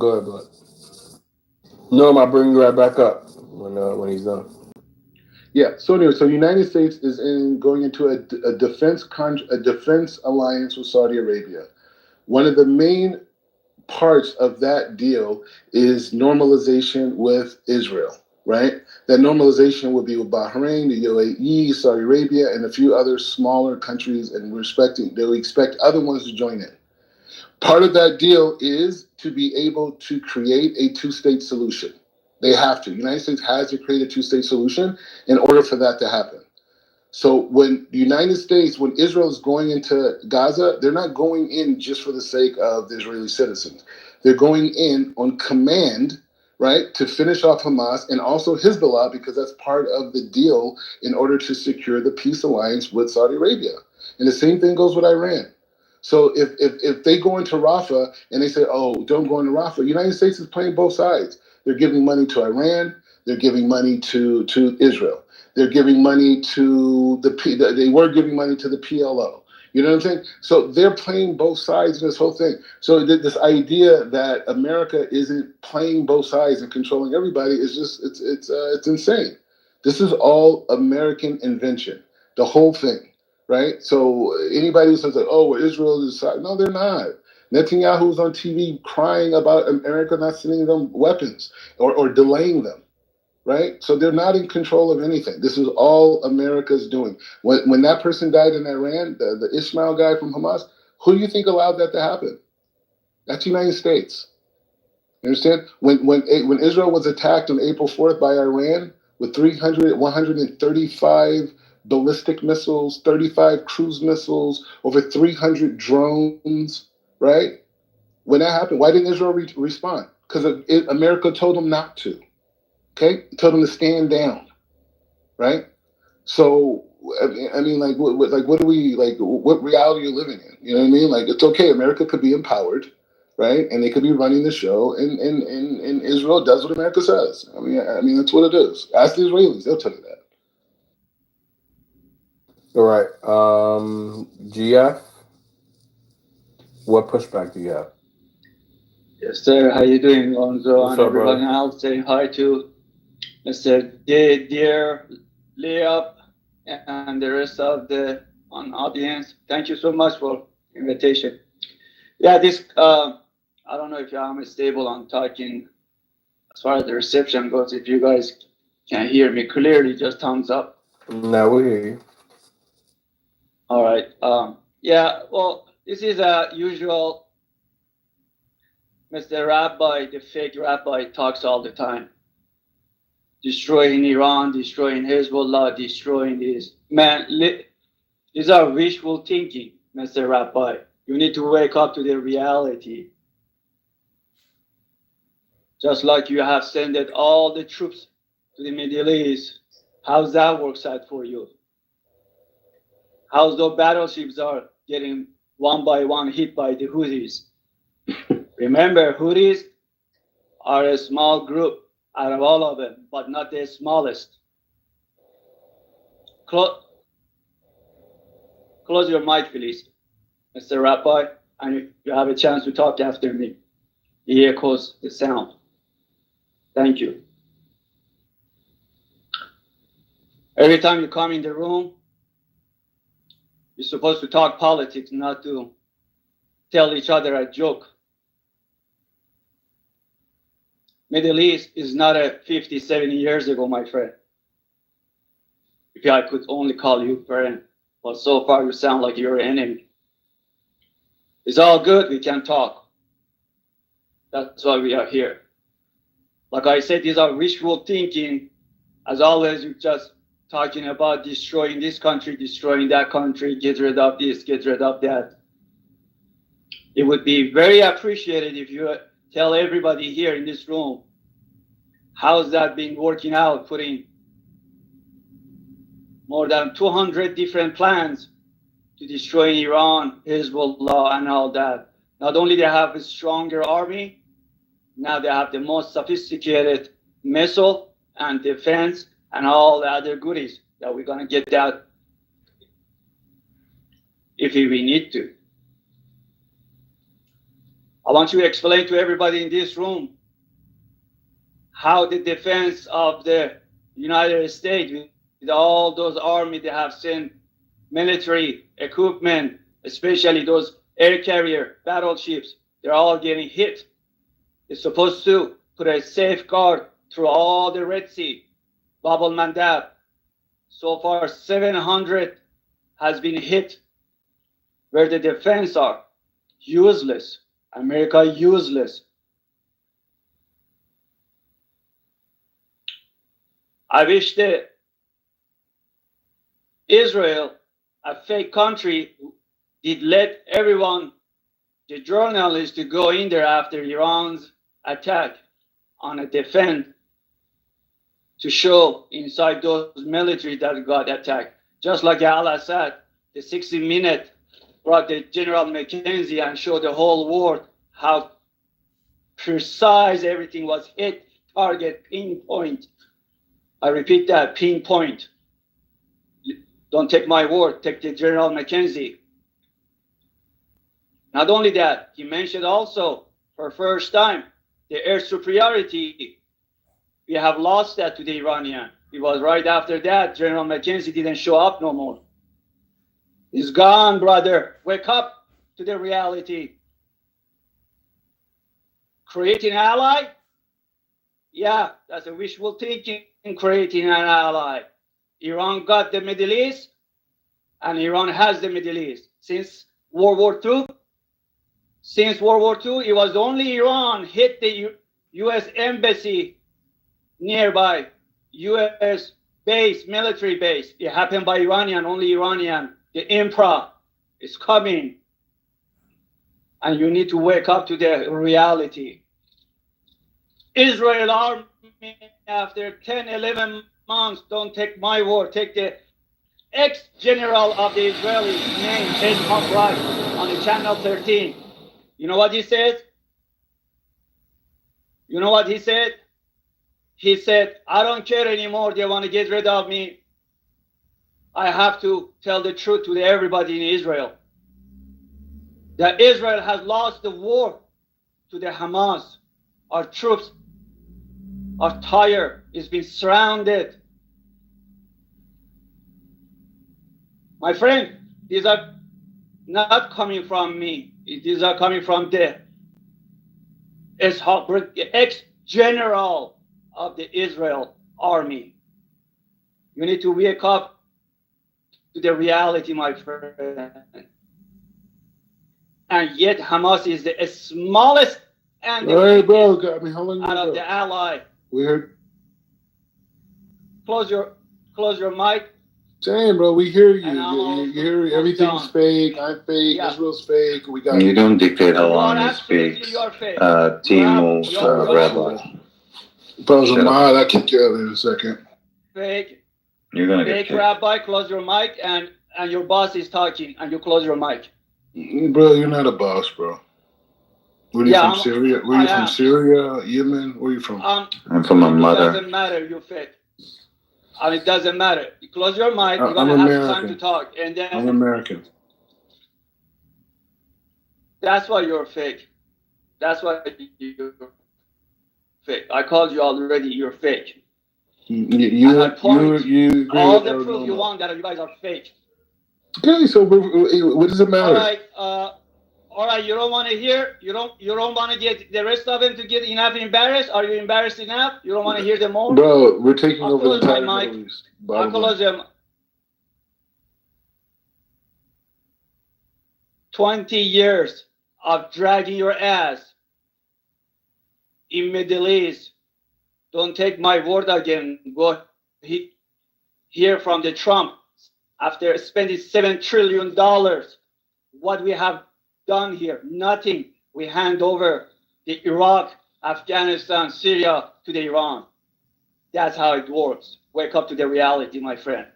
Guess what? Why the Trump said that? You know why?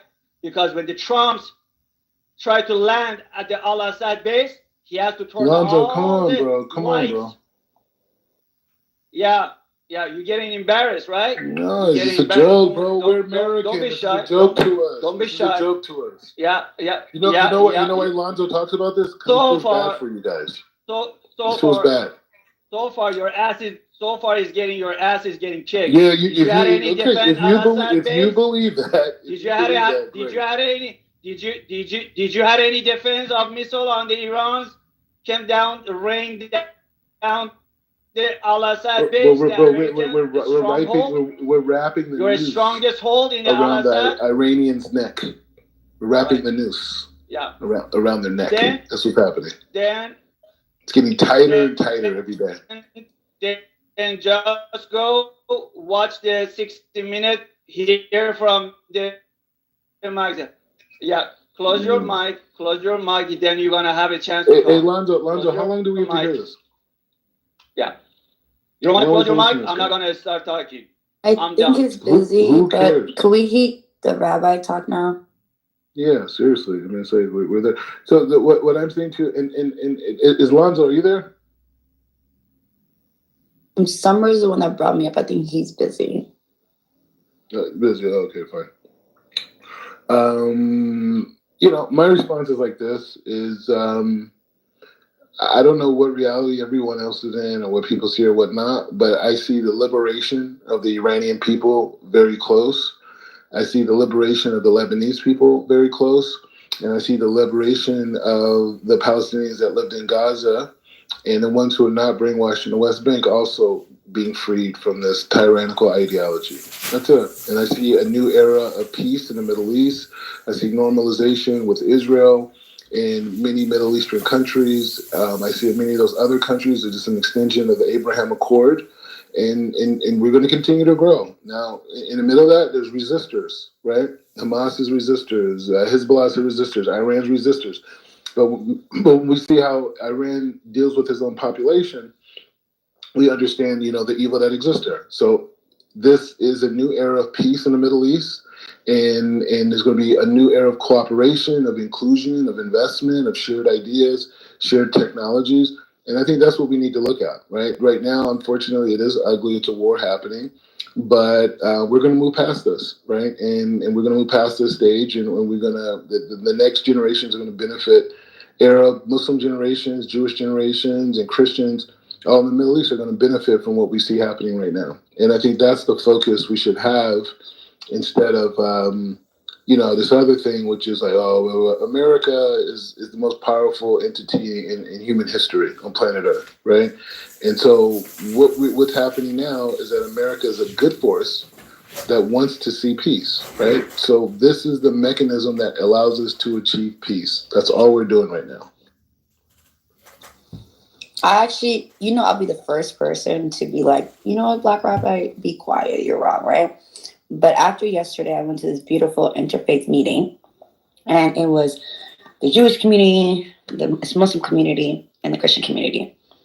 And we actually had a conversation. There was a lot of, we actually tackled a lot of conversation about anti-Blackness, about Palestinian versus African Americans and everything. But the common conversation is that it starts with us. And I believe with the Black rabbis, because there was a lot of Jewish people yesterday that was talking about there is a lot of people on the groundwork that we do not showcase, the media doesn't showcase, that are actually trying to liberate people, that are actually trying to bring peace. They're not looking at it as a Jewish problem or as a Muslim problem, they're just looking at it as a humanity problem. And they showed me videos. I was sitting there like, no, you guys are liars, and I don't believe that. But yesterday, and I think it takes us to have conversations with our own communities and talking to rabbis, talking to priests, talking to imams, talking to everybody, seeing as a collective what we can do, how we can mobilize. Instead of having this conversation that is going to keep separating us. We keep going back in history and we keep seeing what's happening in history, but we're repeating it and not having these open conversations. Yeah, we can blame certain groups for certain things, certain periods, but how's that benefiting what's going on right now? The people who are actually being affected by this, the people who are getting bombed, the people who are getting no medical aid. How is us having these conversations with no solutions helping them? And that's where we're at.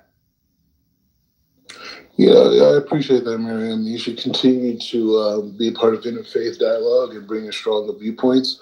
But I would say, the thing that I'm disappointed. Oh, I'm sorry about your attack, Black Rabbi. I seen the other day. Sorry about that. Hey, Mariam, no one should be attacked. No one should be attacked at their home. No one should be attacked at their, regardless of how we feel. Nobody should be attacked at their home. No one's safety should be at risk. No matter how we feel, who's getting attacked? At the end of the day, we're all humans. He's a human being. God created him. Amen. So we should not fault with a million people and on one person's safety. I'm sorry, we cannot do that. I'm happy that you're alive, and I'm happy that you're safe. So I appreciate that. Who's getting bombed, Mariam? The last 300 plus some days. Palestinians. Okay. I understand that. Again, I understand Israel's been bombed too, though, the last 300 days. Right, there's rockets being fired. We just heard the rabbi. There's right and wrong, but we need to get to the middle ground. Yeah. But the thing that I would say I'm disappointed with the Muslim world is that this is a time. The Muslim world, 1.8 billion. Bro, stop. I'm talking to Mariam. You want to join in that? You want to show how much power you have? You get involved in our conversation. What were you saying, Rabbi? I'm talking to Mariam. Yeah, we are disappointed on you, fake Rabbi.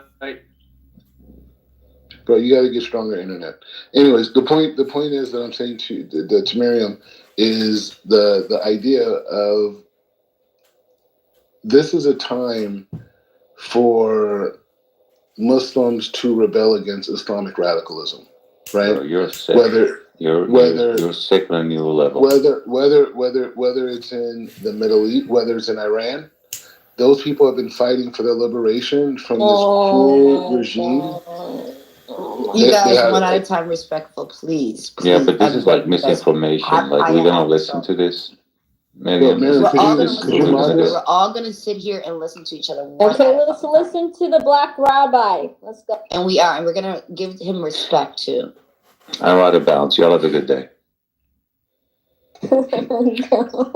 Anyways, what I'm saying is that I grew up in Los Angeles, and I grew up with a lot of people from the Persian community, right? A lot of the Persian people came from Iran in 1979. I think Southern California has a fake. Wait, Mariam, please. I will try.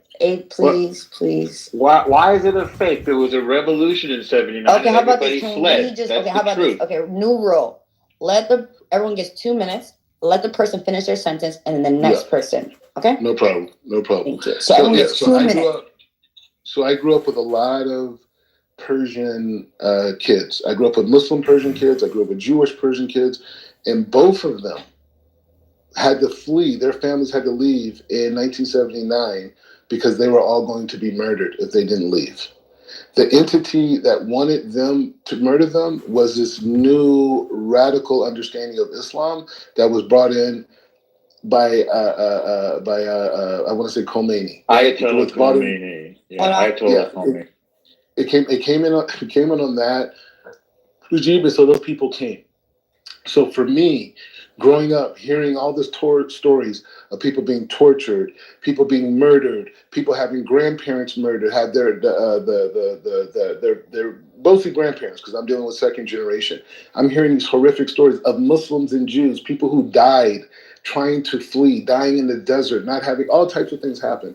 So for me, this struggle for the Persian people is something that's very dear to me, is very close to me. And so now what we see happening in Iran is a chance not to take down Iran. The Iranian people, by largely, are with us. And when I say us, I mean the West. That's not true. Iranian people are not standing with Israel? No, absolutely. Listen, you're listening to the Iranian diaspora. I agree. The Iranian diaspora has a different opinions, and you see them on social media. But Iranians in Iran do not think like that. So do not try to push Americans to go to war with Iran. Absolutely not. That ain't happening. No one's putting their bodies on the line for Israel. That ain't happening. But okay, so I'll say like this. In 2016, I ran for U.S. Congress in the United States, right? In California.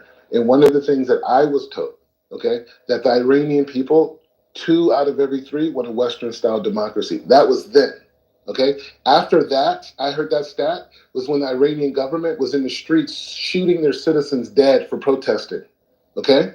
So this whole notion that the Iranian people are somehow complicit with this abuse, they're killing people, hanging them. What was it? 83 hangings they've done in the last X amount of time, like was a year, 2 years, something like this. Like the Iranian people are imprisoned by this totalitarian regime, and they've been fighting against them. They've been struggling against them the same way that the Sunnis were struggling against Saddam Hussein, right? So it's the same idea. The only difference is that those people that were fighting against Saddam actually had access to weapons at times.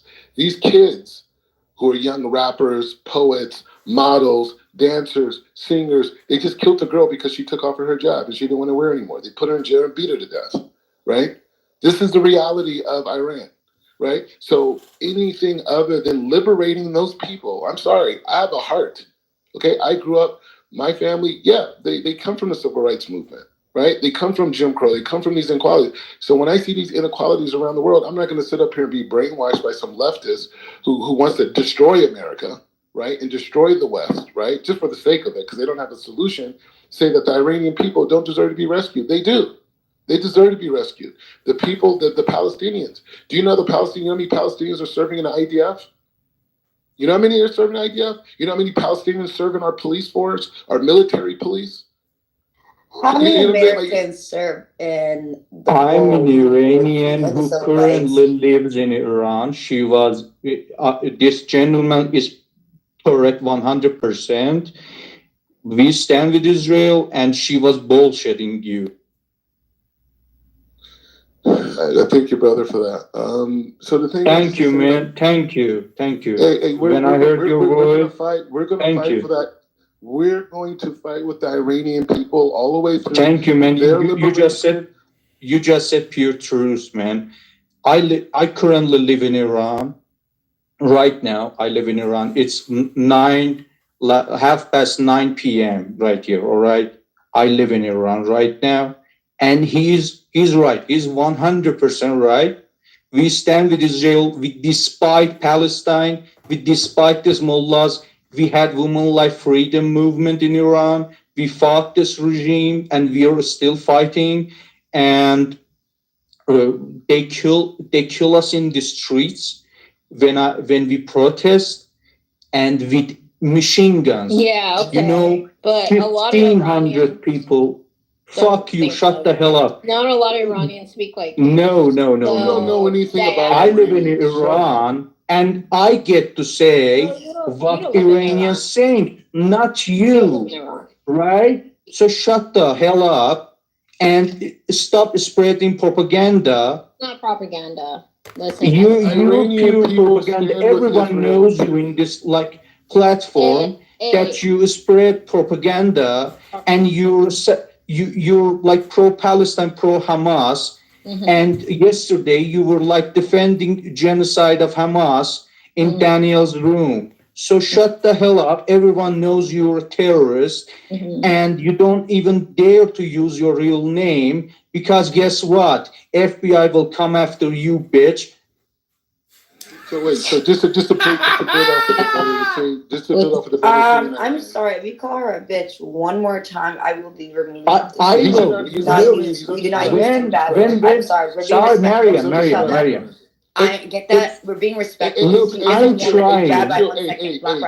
Chill. We need you in the room. Just chill. We with you. No, I will, but can you tell him to watch his wording? When I just told him. I told him to chill. We need him in the room. My point is like this. This goes back to my original point. When does the Muslim world care more about the suffering of their communities based off of their communities than their hate? Okay, so Black Rabbi, you have to. They don't care even. AB wanted to talk for a minute, but AB talk. Yeah, so I just want to, first of all, you keep saying Muslim world. This ain't no Muslim world thing, okay? There's an occupation. So you need it seems like you're in a different chapter. Occupation? So what the hell are you doing in America? Come back to Arabic, Saudi Arabia, and defend your people if that's occupation. So there's a rule in this room, okay? I'm giving everybody 2 minutes, and nobody can If AB starts talking, you cannot get off your mic. The black rabbi can't get off his mic. I'm not gonna get off my mic. Nara's not gonna get off his mic. We're all gonna be respectful. Let her finish her 2 minutes, and then you can say whatever you want. We're gonna be adults, please. Okay, sir. So I You're doing a good job, understand. Mary. I was speaking and she interrupted Okay, me. She You did didn't interrupt say him. She okay, did please, interrupt him, though. and you please. told me to. Please, respectfully, please. I'm begging you, please. Hey, you got Thank next. Chill. Hey, you got next. Let it. Yeah, thank you. Yeah, so this is the problem. When you guys make it Muslim world, Western world, this is the essence of propaganda. This ain't no Muslim world or Western world. This is about occupation. And we're talking about international law. Okay? So we're talking about how the West Bank is occupied. The Gaza Strip is completely seized and blocked since 2007. So we need to first, what's your name? The Black Rabbi. You need to first understand what is happening there. If you just I live here. I live here. Everybody knows I'm in what's Jerusalem happening right now. there. It's universally known. So if you're just listening to Fox News and CNN and saying, yeah, this is a Muslim problem, then honestly, I don't even know where to start with the Black Rabbi. I don't know. I'm here. I'm here. I'm here. I'm here in Jerusalem right now. You're in Jerusalem. Right now. Where? Which part of Jerusalem? You don't know Jerusalem. Well, how do you know I don't know what Jerusalem is? You don't know Jerusalem. Don't act like you do. Okay, that's what you're. So in that case, answer the question. Yeah. What do you want to know? What area I'm in Jerusalem exactly? Okay, so this is the guys. Okay, so this is and this is for the audience, guys. This is the injustice. One of the injustice that Palestinians are going through. An American like the Black Rabbi can claim that he's Jewish, and then have the right to go to Israel.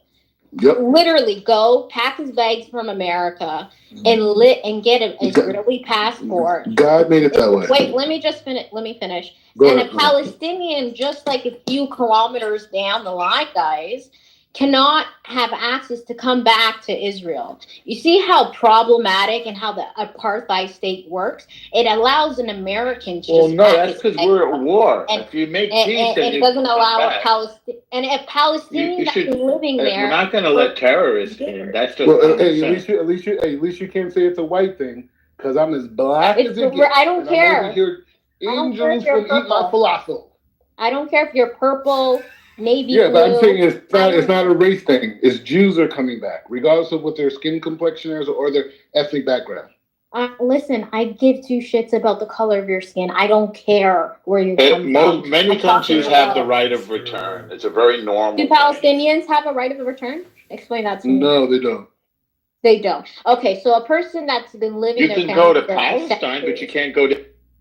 So you can come, Mr. Black Rabbi. Yes, accepted. Yes, that's the case. Yes, I have American privilege here in Israel more than any Palestinian who's lived here for hundreds of years. Yes. And there it is, audience. Do you see the difference? The Palestinian that's been living there for hundreds of thousands of years can't go home. Not hundreds of thousands. Well, it's not hundreds of thousands of years, but they made war. They lost a war. This is what happens when you lose a war.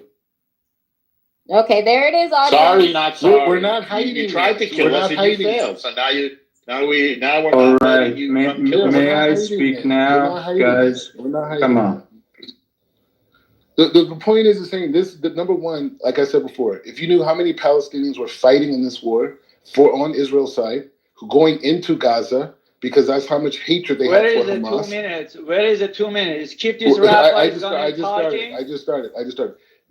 Second point man, is... you've been talking in the last 30 minutes, man. Second point is, calm down. 30 minutes you've been calm talking. down. It's okay. It's supposed to be 2 minutes, not a 15 minutes. Miriam, could you calm down, rabbi. please? He doesn't know your rules, Miriam. Rabbi. No, I'm leaving. No, I'm really leaving because the mother cannot moderate. It's supposed to be 2 minutes. Leave. You shut up, you L. I'm going to get to you also. But 2 minute rules has to be applied. Okay, bye. 2 minute rules is going to apply. Miriam, please. 2 minute rules. If it applies, I say. If not, I mean, I was invited. We don't care if you leave. I was invited. You fake rabbi. I was invited. Fake rabbi. Yeah. No, you have to call me fake. Just call me black. Same thing for you. Yeah, you're fake. You're totally just say fake. black. Just say black. You're fake. Fake. Yeah. Who's the real one? باشه دیگه خفه شو برو گم شو دیگه خارکوسه. Fake. You shut up, mother gender. Fake. خامنه ای رو من گاییدم. خارکوسه بیناموس. بذار اکانت تو مارک کردم. با بچه ها ننتو میگاییم. بذار ننتو. ننت گاییده شده فعلا. Are you an Iranian from Iran? Yeah. He's I found him. He's IRGC terrorist. Okay, so I go fine. You shut up. Respect the room, and you. Okay, so the black rabbi. So, wait, where did he go? He disappeared. No, he's in the audience. No. You shut up. You will get disappeared too if you don't shut up. Okay, so Black Rabbi, see, there's two different. There's an Iranian right here, and another Iranian that just is the audience. Have two different. No, he wasn't Iranian. He was Iraqi. You know, there's a difference between them. Speaking. He wasn't talking about. No, he wasn't talking Farsi. So you know Farsi, right? He was speaking Farsi. No, you. All right. Yeah. Either way, the point is, I'm saying I will do investigation on you too, AB. That's good. Hey, that's very good. So the thing is like this. Despite what people believe, the Jewish people do not want conflict. I know this is how the West paints it, that there's just like these people that want. No, we don't. They don't want conflict. That's not what the state wants. They want to build. They want to become a first world economy. This is not a thing. October 7th, you have to realize, before October 7th happened, the Israelis issued 150 more work visas to people in Gaza to increase. They have to do that. Wait, please. They garmazazi. No, but the point is saying they gave them that because they saw that the behavior they thought was getting better, and they wanted to increase the economics there, right?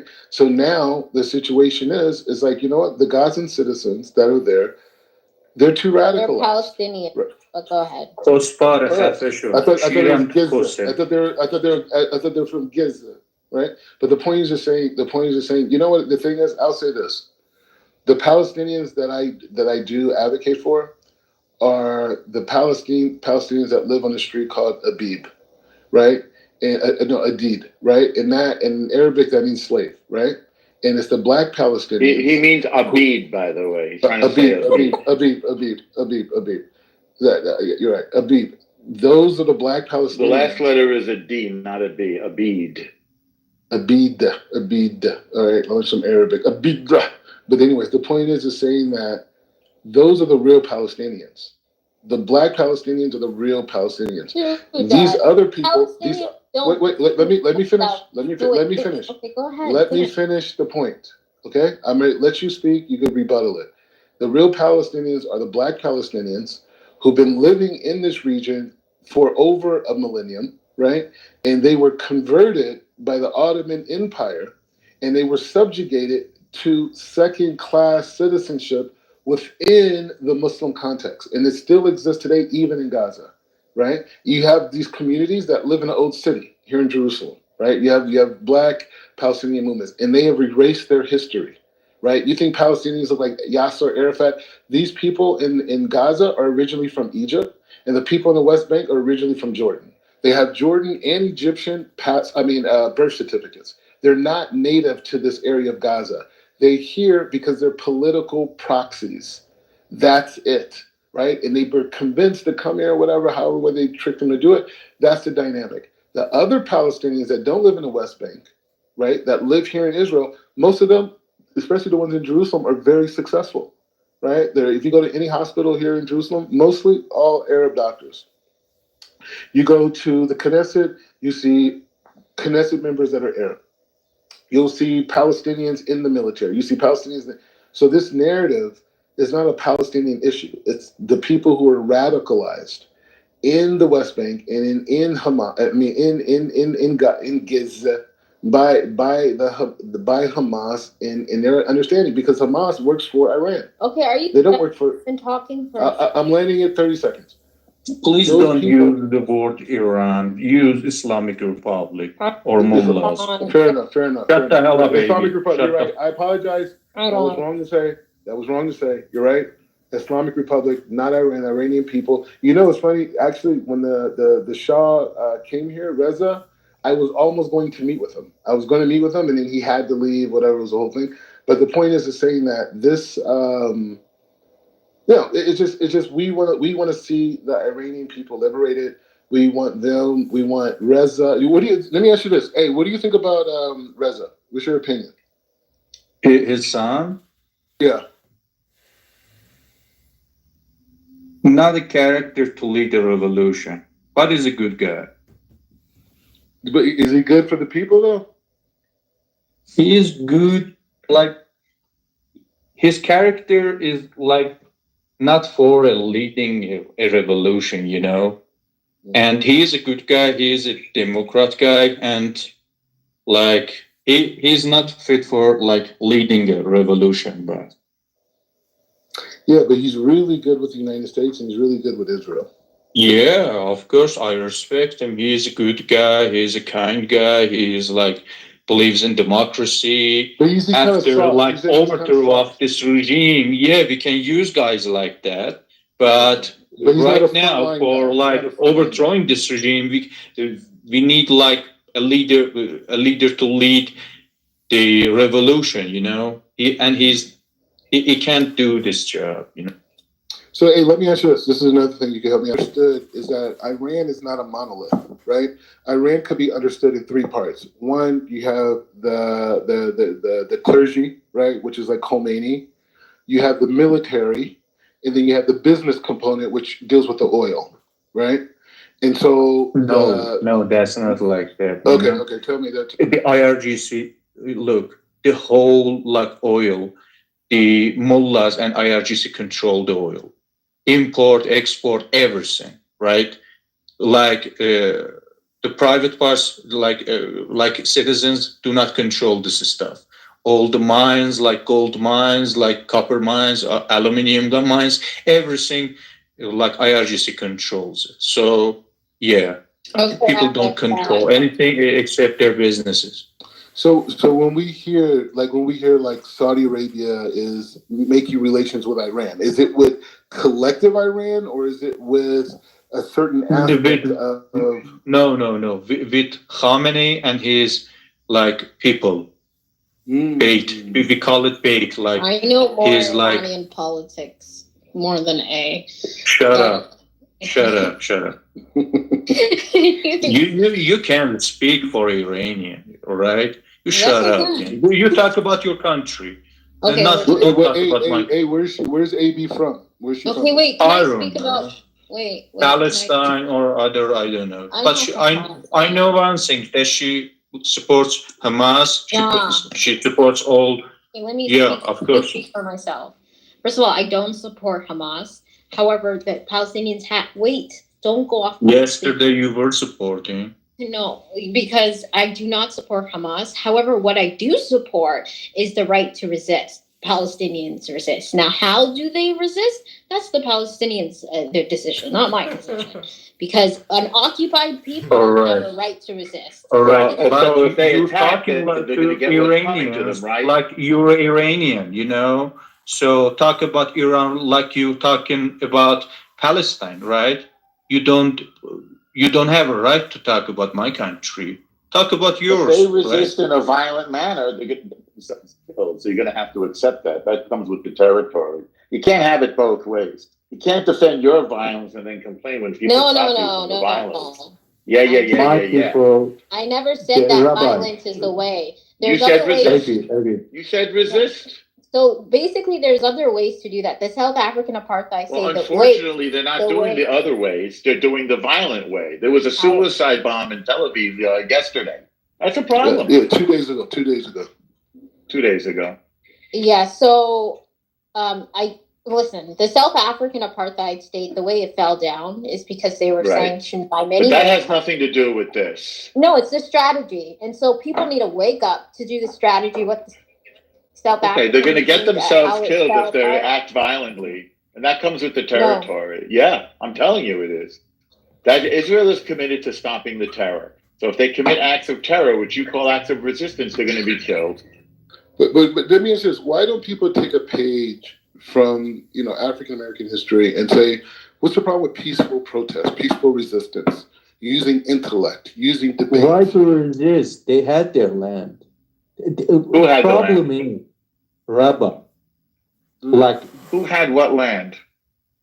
The Palestinians had their land. Palestinians never had land. No, they were occupied by. Yeah, I know, but they could have, and there was independent land, and they could take it and build a country. Yeah. But instead, they said no. We want all the parts, and we want to eradicate all the Jews. Exactly. The problem is El Normo. Guys, listen to me, all right? Hamas is acting according, word by word to Quran. In Quran, it says in Surah Toba, search it, don't just take it from me. In Surah Toba, verse 5, it says, wherever you find a kafir, and kafir, I will explain what is a kafir. Unbelievable. You kill him, you seize him, and you enslave his wife and children and take his belongings. All right, that's what Hamas is doing. Hamas is acting according word by word to Quran. All right, and I heard a guy saying, all right, Hamas is a problem. No, Hamas is not problem. His charter that is based on Quran is the problem. If you think Hamas is gone, then another democratic Muslim group will take over. No, it cannot happen in 1,000 years. Because guess what? They believe this is a holy book, and this holy book says it's not like all other religions. It says you must act like this in your life, or you're not a Muslim. So I told you how it says, it tells you to act in your life.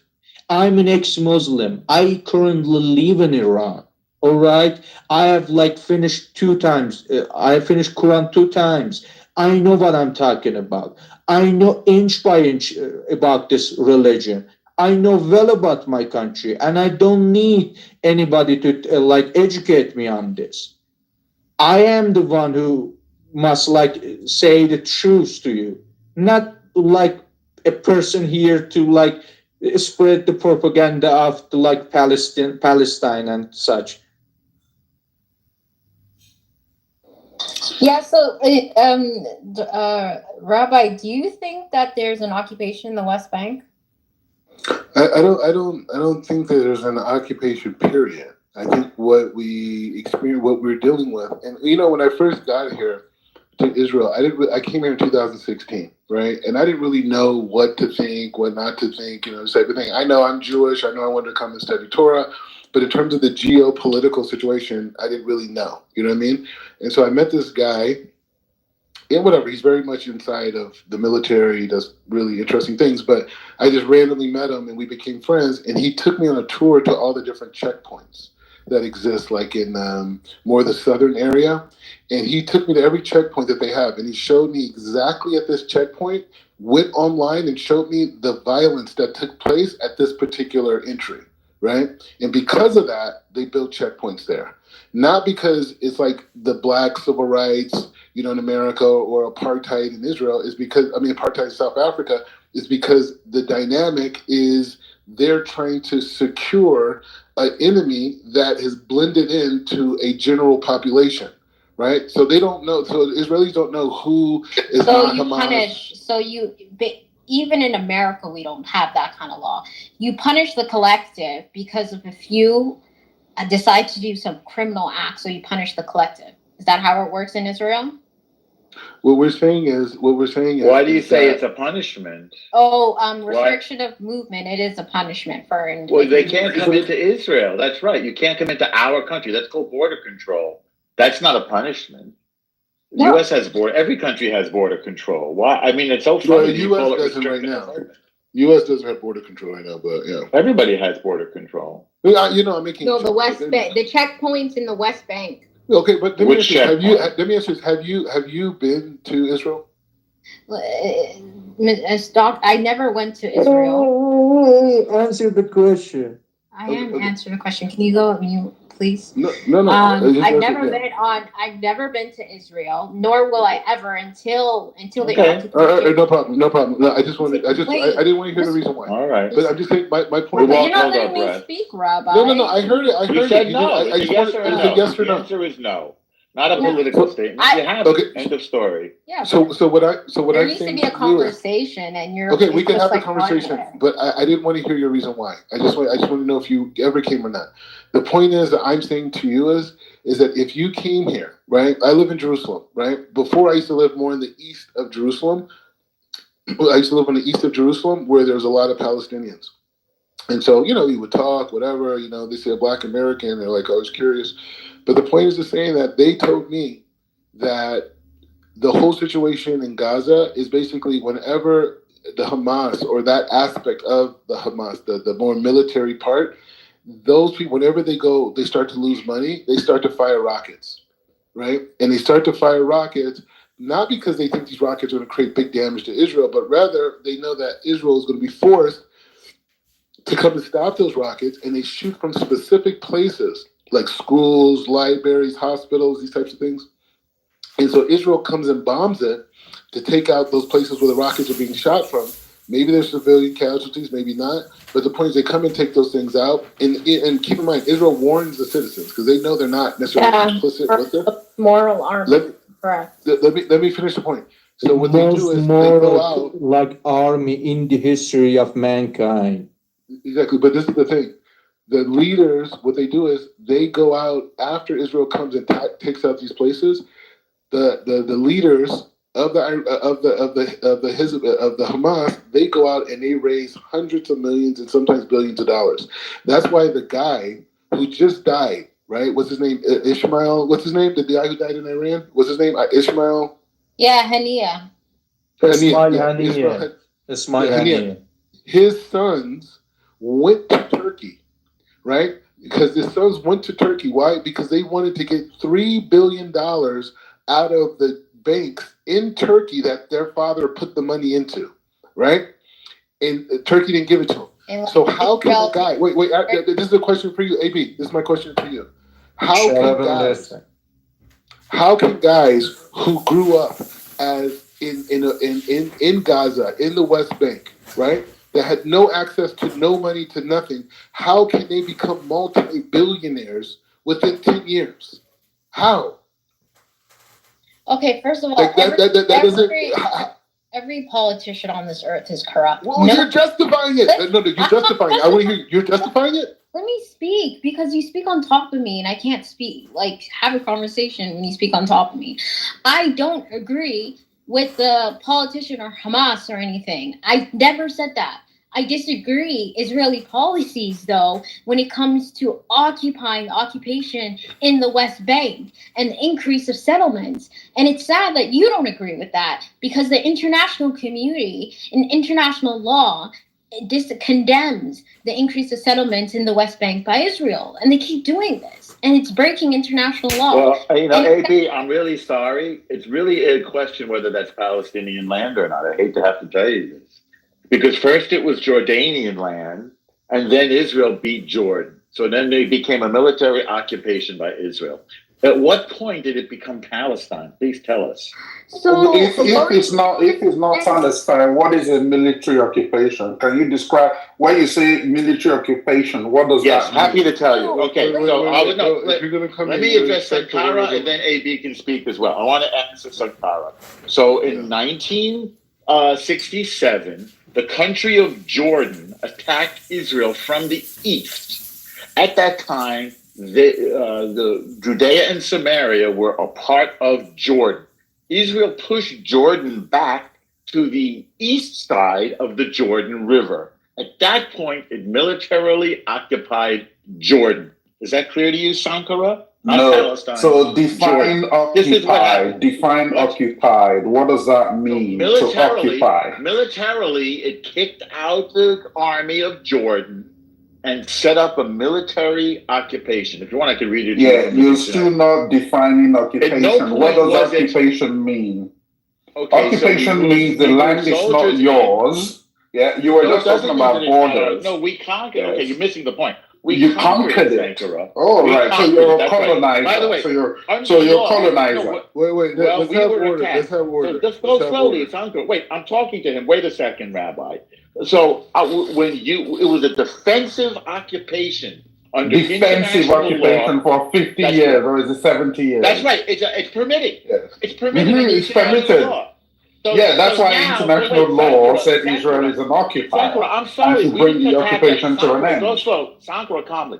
Go slow. We didn't attack them. They attacked us. They lost. That gives the land to us. Now, in 1988, Jordan said, we don't want the land anymore. At what point does it become Palestine? How does that become Palestine? I don't understand what you're saying. You're accepting. You are accepting that Israel is an occupier. Right? I want to go with one person at a time, not 10. Sankara, which part did you not understand? So the part that I didn't understand is you not accepting that Israel. You've accepted that Israel is occupying land, but hold on. You're refusing to accept that if you are occupying land, by definition, that means that land does not belong to you. Okay, so let's go from there. Let's continue. So you are an occupier. Let him correct. Let him respond. No, listen. Okay, wait, Sankara, listen. So a country acts, they lose.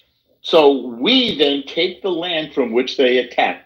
Under international law, that is allowed. Then the country says, go slow. No, I'm responding to you. So calm down. First of all, you made a statement. Let's correct it. Wait, Sankara, go slow. Sankara, slowly. So we conquered the land of the people that invaded us. That's legitimate. Then it's not. Allowed to do that. It's not. International law states very clearly that you cannot acquire land by force. We didn't acquire it. So hold on. It's not Israel. No, wait. I didn't finish my thought. It's not Israel. Okay. So in 1988, Jordan says, we don't want this land back. So whose land does it become, Sankara, when the country that owned it says we don't want it? That's the question. The people who conquered it? Or there's other people that happen to live there? Whose land is it? That's the question. Can I answer that? Yeah, sure. Okay, so that's the question you want to ask. Well, what question would you like to ask? So let me give you the answer. In international law, as reaffirmed as recently as a couple of weeks ago by the International Court, I'm not sure we recognize this, but so give me your opinion. I don't even think we recognize. You said international law. Whether you recognize it or not does not invalidate international law. You're the one citing international law. Nor do we recognize it. Hold on, you're interrupting. You're interrupting. International law is very dubious. Hold on, just 1 second. Okay. So first and foremost, just let him finish his thought. You can first and foremost, right? He interrupted me, but go ahead. You are the one who introduced international law into the conversation. Well, no, because hold on, let me finish. Let me finish. You introduced international law in the conversation because you felt it supported. No, I'm introducing historical fact. Because you thought it supported your view. Not at all, and you don't read my. But now that you found out that international law does not support your view, you're not saying we don't recognize international law. No, so which one is it? Do you either support? So you introduced it. So I'm just supporting you in your introduction of international law. Whose land is it when we conquer it and the people we conquered it from withdraw? Okay, so let me explain it to you. In accordance to international law, that territory is called the State of Palestine. Yes. Why would we recognize that? Yeah, that's in accordance. Hold on. Why should When we was the recognize state that? incorporated? Let me explain it to you. It's in accordance with international law. Why It's should we very clearly recognize what that? the United Nations said. You When did wouldn't it become recognize that Palestine? because you're a colonizer. Why would you recognize it? You we want to didn't colonize the No, land. we didn't Yeah. have to colonize. No, Jordan you're not. colonized it. You didn't colonize it. You are Wait, still you're missing a colonizing big it. point. Wait, Yeah. you're not engaging with the conversation. This is why there's not going to be peace there. So Jordan attacks us. Do you dispute that? 1967 Jordan attack. Do you remember this? Okay. Can you please explain to the room why did Jordan attack you? Jordan attacked it because they wanted to kill every single Jew and push us into the sea. But let's keep going. Don't get derailed. So you agree So that they Jordan didn't attack you because you were occupying Palestinian land? Of course not. We weren't occupying Palestinian land. Can you explain when was the state of Israel Okay, founded? you're going in circles now. Let's go one step at a time. Then we can go back to 1948. We're in 1967. Jordan attacks us in 67. Israel, by the way, says, please don't attack us. Please don't attack us. We don't want to have to fight you. We'd rather make peace. But Jordan attacks. What happens? They lose. So Israel takes Jordanian land as is permitted in the laws of war, right? Now Israel's occupying Jordanian land until 1988 when Jordan says we don't want it back. So my question to you is, Sankara, whose land does it become in that moment? Let me tell you whose land it is. So what you're doing is called history according to L. Yeah. History according to L is what you're shaping. No, it's not history according to me. I think Let you him agree with respond. me. You asked him a question. Let him Sankara, respond. you agree with me. Which part do you disagree with?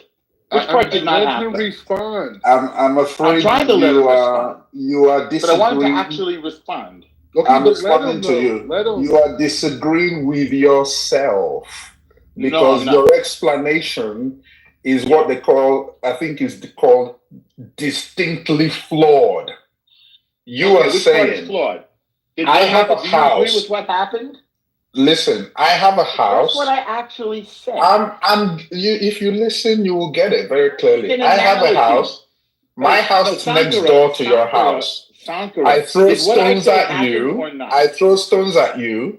You are angry and you come over to my house. And now I say I don't want the house anymore. Which fact did I say do you disagree with?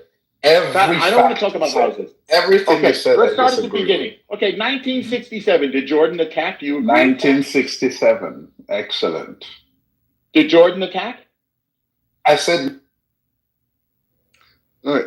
It's just going back and forth. Okay, El Normo is saying 1967 happened. The Jews conquered the land that Jordan did not want. They kept it. Wait, hang on a second. Me and I are going back and forth. I know, but we can't hear it. We can't hear it. In international law, you cannot conquer land. It's called appropriation. You cannot claim territory by war. That's international law. Sankara, wait a second. Let's see if we agree or not. Did Jordan attack in 1967? Do we agree? We don't agree. It didn't attack in 1967? Should we go back to the history? So tell me why they attacked. No, not tell me why. Let's just tell go to me the why facts they attacked. We can talk about when you say they attacked, why did they attack? I said because they wanted to push Israel into the sea. But why? Why did they want to do that? But wait. Let's agree on facts before we go into the why. Well, I'm asking factual questions. Well, you can ask me the questions after, but let's just build a reality. Mm-hmm. Jordan attacked in 67, right? Mm-hmm. Yes, we agree. So that's not a lie. Now, did Jordan have that land that they're calling Palestine now up until that point? Did they have that land? No. They didn't? No. Jordan wasn't occupying the West Bank of the Jordan up until 1967. Oh, occupying, did you say? Yeah, Jordan. Who were they occupying? They were occupying land. They were there. Whose land were they occupying? Okay, all right, okay. They were They say it's their land. They said it was theirs. Okay, when they say it was theirs, who are they that are saying that? Is it Jordanians? The Jordanians say it was theirs. Okay? Mm-hmm. Okay. So we can dispute it. Okay. So Jordan had that land, however you want to talk about the sovereignty. Jordan had sovereignty. So they attacked and they lost. Do you agree with that they lost the war? Yes. Okay. They lost the war. Did Israel then take that land? Did Israel take that land? Yes. From Jordan. Okay. They took it from Jordan, right? So they took it from Jordan. Okay. Okay, good so far. Now what? So then in 1988, Jordan says we don't want it back. Did that happen? Fine. Okay. So we agree on we agree. Let's agree. We agree on almost everything. We agree on almost everything. Yes. Okay. So it did. So all right. So now this becomes a military occupation by Israel, right? Okay. Why do you call it military? Why do you call because it that's occupation? What it is. That's what it's called. So that's what it's called. Because it used to be Jordan, and then it was then Israel. So Israel was occupying the land. Is that correct? Israel seized, if you wish, the land of Jordan.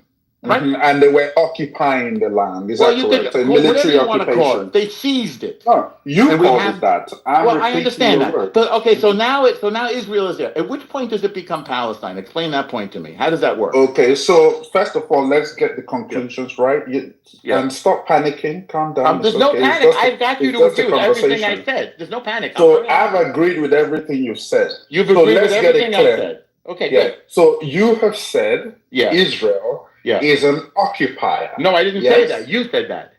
No, you said Israel military occupation. You said that's what it's called. Let's say we seized the land from Jordan, and Jordan said they didn't want it back. So now what happens? I prefer your previous words. You said Israel. I know you want to slant the conversation, but listen to my question. Listen carefully. Using your words. At which point does it become Palestine? Explain that part.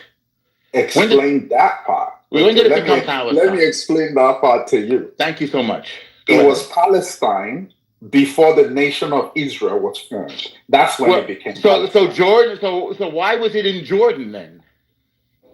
What do you mean it was in Jordan? It was Palestine. It was the state of Palestine. Jordan had sovereignty over that land, remember? Okay. So how is it Palestine?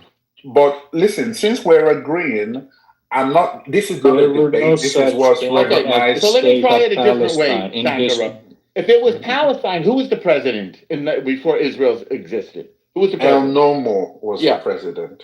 No, I wasn't. So in other words, you agree that there was no president. So so who was the king? Who was the sovereign? What did they have? Money? Did they have a legislature? What did they have there? How was it? How was it Palestine? Explain. So are you saying you are completely unaware that there was a state of Palestine? In what year? No, I'm just asking. In what year? You were unaware.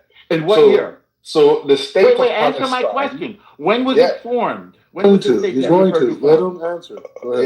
It's a year. The state of Palestine was a British protectorate. That's not a state. That's a mandate.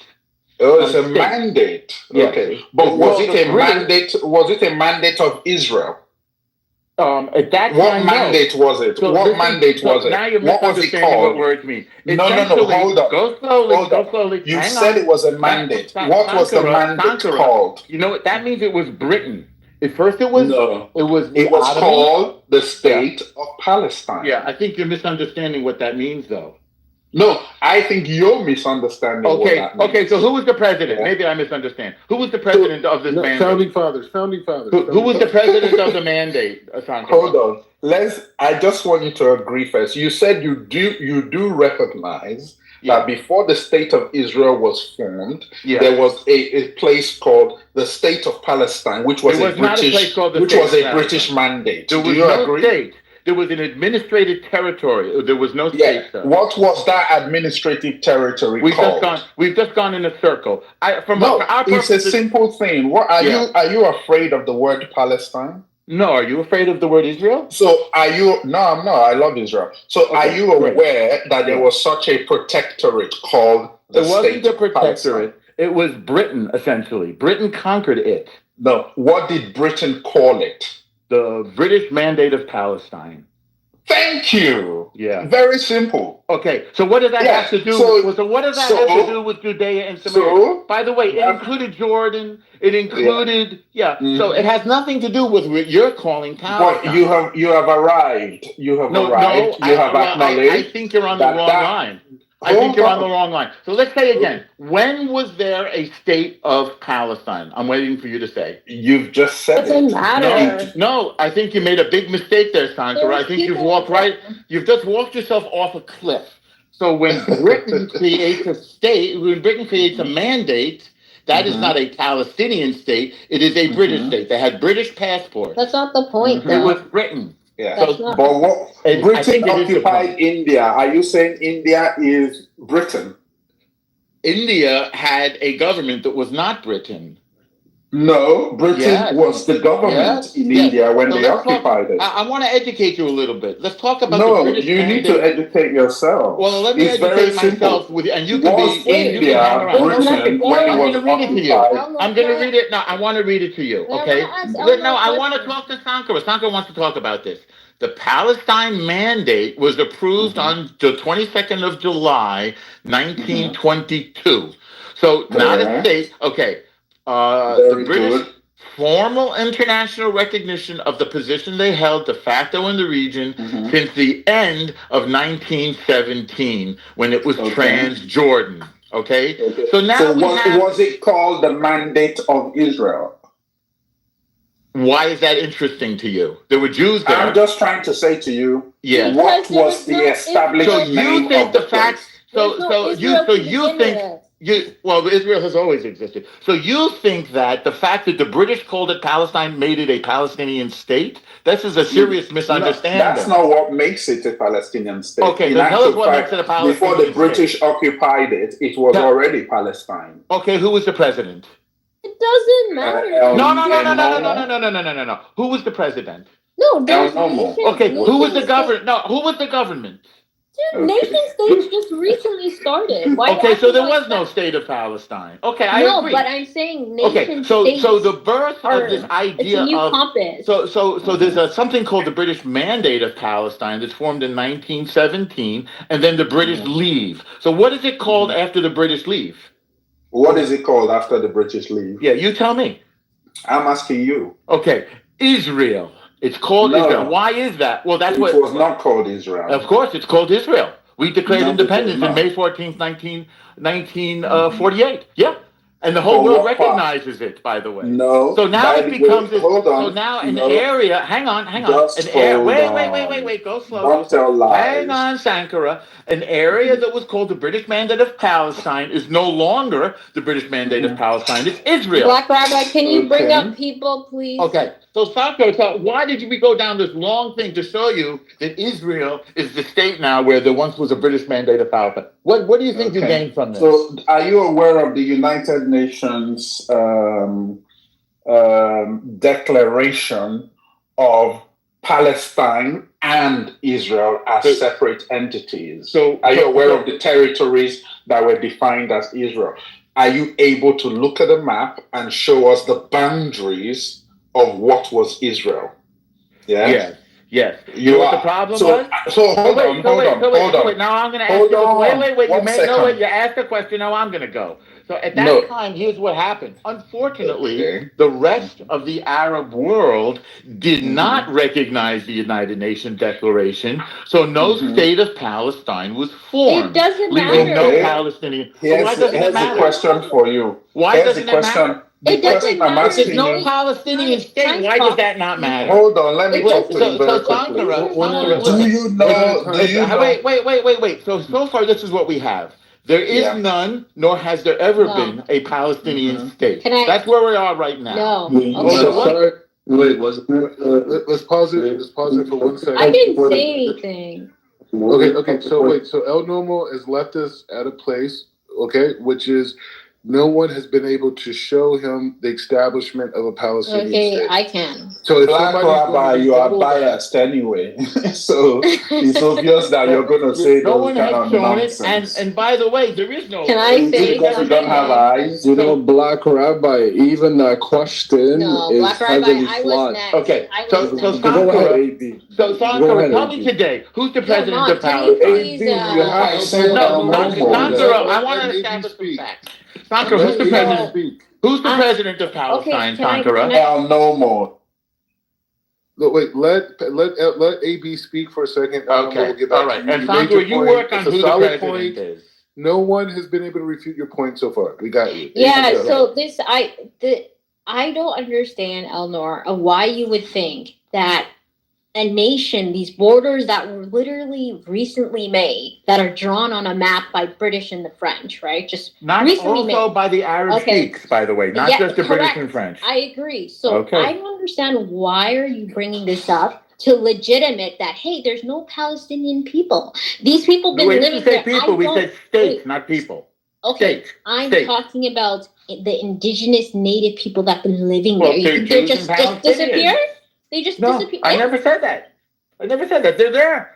Many of them are in Israel. Okay, we agree. We agree. So they're there. Okay, they're in Israel. Okay. Yeah. Many of them in Israel. Really quickly. Okay, so go ahead. So after Jordan leaves, when does there become a Palestinian state? When was it established? there's territory. There's Palestinian territory. So not a state, but territory. There's that's internationally recognized. Yes. As territory. When did it become Palestine? I'll tell you when it became Palestine. All right. Well, Jordan leaves, and then what happens? Jordan leaves in 1988. Sankara, his whole question is heavily flawed to begin with. It's a flawed nonsense. Gaslight no. In 1988, he's gaslighting himself. Sankara, but you've agreed with me. Hold on. You've agreed with me, Sankara. No, L, just 1 second. So you keep asking, show me the state of Palestine. Correct. Pre the British mandate or whatever. There was none. So no, here's the thing though. There's the 1947. Just 1 second. Just 1 second, guys. I wouldn't even begin to answer such a question. Okay. That's what I said. Al, just 1 second. What he's essentially trying to do is he's trying to erase the Palestine. No, just 1 second, bro. No, I'm showing you that the state never existed. I'm not erasing anything. We're establishing historical facts. Bro, L, you don't have to land. My train of thought, bro. You don't have to land describing what I'm doing. Bro, you spoke for 10 minutes, bro. Listen, you. Let him make his point, Onomo. He doesn't need to make a point about what I'm trying to do. Let him speak. Then write it down. Then write it down. Bro, listen, you spoke for 20 minutes. Make your point, don't make my point. We let you speak. You didn't let me do anything. You have no authority in here. Bro, there's a level of decorum. Like, bro, there's a level of decorum. Do you have fear in your heart? Not telling me what I tried to do. Let the truth shall set you free, Al. Yes, and as soon as you hear it from me, you will be free. Palestine will be free when they. Bro, this guy is, he is so biased, right? His question. Just make your point quickly. I'm not gonna make it quickly. I'm not. Make your point quickly. Okay, then leave the room. You can also leave the room. I'm not gonna leave. You leave the room. Then make your point. No, you are, bro. You are a. You are a terrorist. Make your point. You are a terrorist. You make your point. Terrorist. I'm not gonna make my point. Make your point. No, we're gonna go into next speaker. Rabbi, I'm not gonna stop talking. You keep interrupting me. I'm not gonna stop talking. So you are gonna make your point. Okay, good. No, I'm not. No, Rabbi, this guy does not shut up. Like, he doesn't have a bro. Bro, are you? Let the guy make the point. I'm trying to get him to do it. I just asked him to do it. But he's Rabbi's boss. That's why Rabbi. This motherfucker does not stop talking. Bro, this guy does not stop talking. Listen, shut up for 2 seconds. Make your point. Go ahead. Listen, relax, bro. You're not monitoring. I'm super relaxed. I'm chill as a chill pill. No, you're not. You keep talking. Make this stupid point. Bro, are you honestly retarded? Are you retarded? Time is running out for you. This guy's seriously autistic, bro. Make your point. He doesn't stop talking. You made your shut up for a second. You're done. Shut up. You have no. Are you gonna shut up? Are you gonna shut up though? You have no point to make. Go ahead. He's not gonna shut up though. He's literally not gonna shut up. He's not gonna shut up. You're gonna be okay. Bro, shut up for a second. You'll be okay. From Canada. Go ahead. Shut up for a second. Go ahead. So the thing is, bro, you shut up. So the thing is, stupid fucking lying. Bro, just shut up, bro. Yo, bro, can you guys put this terrorist on mute? God, I can't believe I'm even engaging with a terrorist. Crying, you pussy. You are a terrorist. You're a pussy. You support a terrorist state. You're a Zionist. You're a pussy. You are the scum of the earth. You have no point. You just want to call me. I do have a point, but you keep interrupting me. And you're, bro, listen, this is not Israel. It's not Israel. You can't dominate. No, it's Rafah. Come meet me in Rafah. That's where we are. Go ahead. Up, he left. Goodbye. Nice talking to you. He did a great job. So Sankara, when was the state of Palestine born? Please tell me. What year? Who was the first president of Palestine, Sankara? Listen, Mr. El Nino. Shall we say it was Yasser Arafat in 1964? I'm not answering your question. How about 1964? No. Well, I'll answer it for you if you don't know. Just say you don't know. 1964. The first president of Palestine was Yasser Arafat, who's from Cairo, by the way, in 1964. No. Yes? No? It's Sharon in 1871. You missed it. Okay, tell me again. Sharon? Yes. Okay. Aaron Sharon. Say again? Aaron Sharon in 1871. Okay. Aaron Sharon in 1871 was the first president of Palestine? That's correct. Okay, let me look that up. I never heard of this before. And then he was followed by Benjamin Netanyahu in 1972. So you're trolling now because you lost the argument. All right.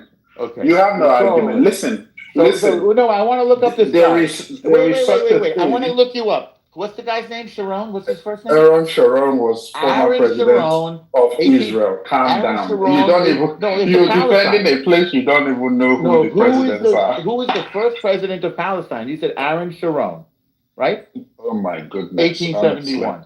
Okay. His mental health is real. There is no Aaron Sharon. I guess you made it up. So there you have a great answer as to what Palestine is. It's made up. It's a made-up fantasy. And you made it up, Sankara. If you have the capacity for a little bit of silence, let me just walk you through. Well, do you have the capacity for a little fact? I do. That's what I'm about to give you. Okay, so who's the first president? Let's start with that. The first president of Palestine. Go. Okay, don't ask me questions. Don't ask you questions? Why? Because you don't know the answer? So there are a few. Listen, we're just having a conversation. Just conversation, and the conversation is when was the state of Palestine? The question is, when was the state of Palestine born? You're going to tell us now.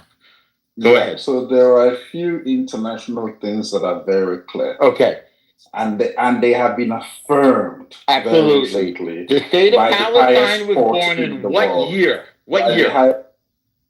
Okay, good. What year? Mr. Black Rabbi, I know you're both working together. Stop muting the stage. Show your boy. Okay. Imagine they gulag me instead of having this motherfucker. What year was the state of Black Palestine Rabbi born? gulag me while this guy kept on interrupting me. Okay. Don't cry about it. What year was the state of Palestine? No, I'm not going to stop talking. I'm going to make my point. You're going to shut up. Sure, go ahead. Make your point. What year was the state of Palestine born? Don't interrupt me. Don't interrupt me. See if you know. No, don't interrupt me. Your question. If you don't know, say you don't know. No, 1 second. Your question is heavily flawed to begin with. Why is that? Hold on, bro. Just go on mute. Just tell us why it's flawed. Can you go on mute for a second? So you can't answer the question. Do you want to have a constructive conversation or not? I don't think you're capable of it, frankly. No, when you speak, we let you speak for 10 minutes straight. Oh, you didn't let me do anything. You don't have any power in here. Can I speak? Here's what we should do. You ask me a question, and I'll ask you a question. Question number one is, why are you afraid of this question? I'm going to make a point. Can you go on mute? Bro, listen. Why are you afraid of this question? Black Rabbi, listen, he gulagged me because you kept interrupting me. Right? I wanted to make a point. So go cry to him. Write a letter. Just 1 second. Write him a letter. 1 second, you fucking terrorist. I'm gonna knit you a sweater. Bro, you are a fucking terrorist. I'm a big crime victim. You are a fucking Wait, so when was the state of Palestine formed? Tell me that. What year? If you're gonna keep interrupting me, I'm gonna get very aggressive. Don't get upset. What year was this? Listen, bro. Anybody who knows doesn't have to be you. We're gonna do one of two things. We're gonna do one of two. Bro, when was the state of Palestine We're going to do one of two things. I'm either gonna make a point in a calm manner, or you're gonna be back in the goo, or we're gonna keep interrupting. For a person who keeps talking about the point he's gonna make, I think we're starting to think that there's no point. You keep fucking talking. It sounds like you have no point. I could be wrong, but it sounds like you have no point. Like you don't shut up. Well, I asked you a question. Can you just go on to my question? No, you didn't ask me a question. I wanted to make a point. Okay. The whole time, the question stop trying to mod the room. I'm not modding the room. I'm asking a question. You are trying to mod the room. No, I'm not. You are trying to mod the room. What year was the state of Palestine born? Tell us that. Listen, Listen.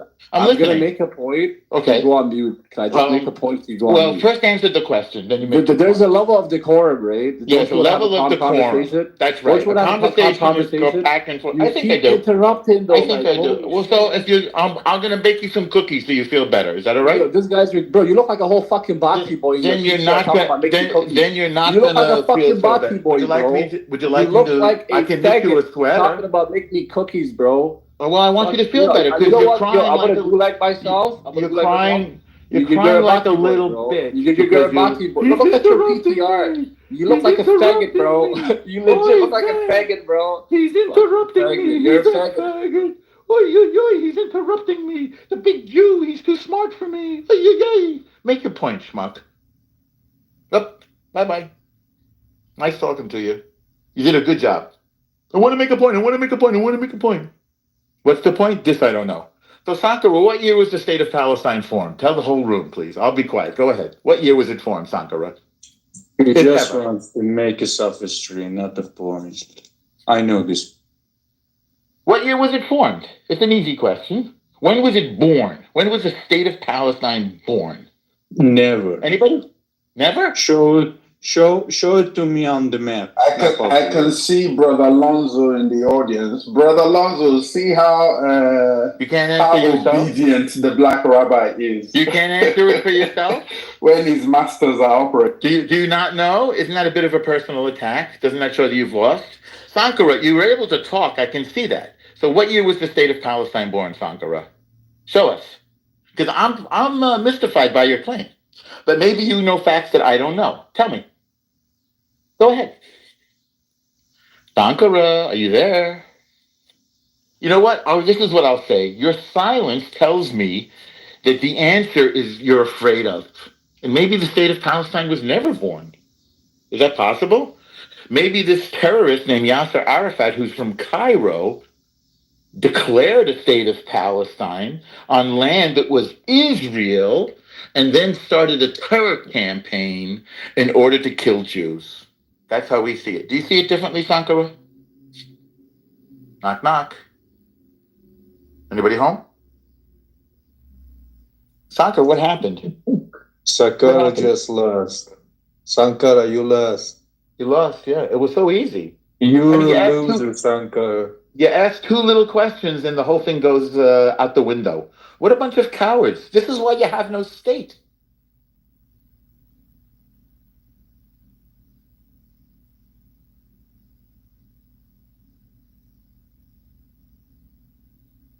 That was lovely.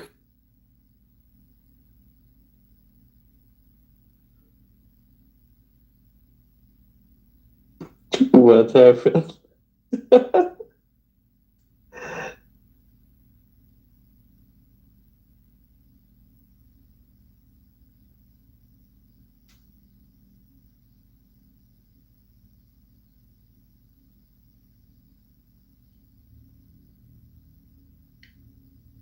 I don't understand why, like, people live in countries like third world, and they must try to like improve their country. Well, I don't know why they care about like a piece of land named like, I don't know, Gaza or like Palestine. Care about your country, build your country.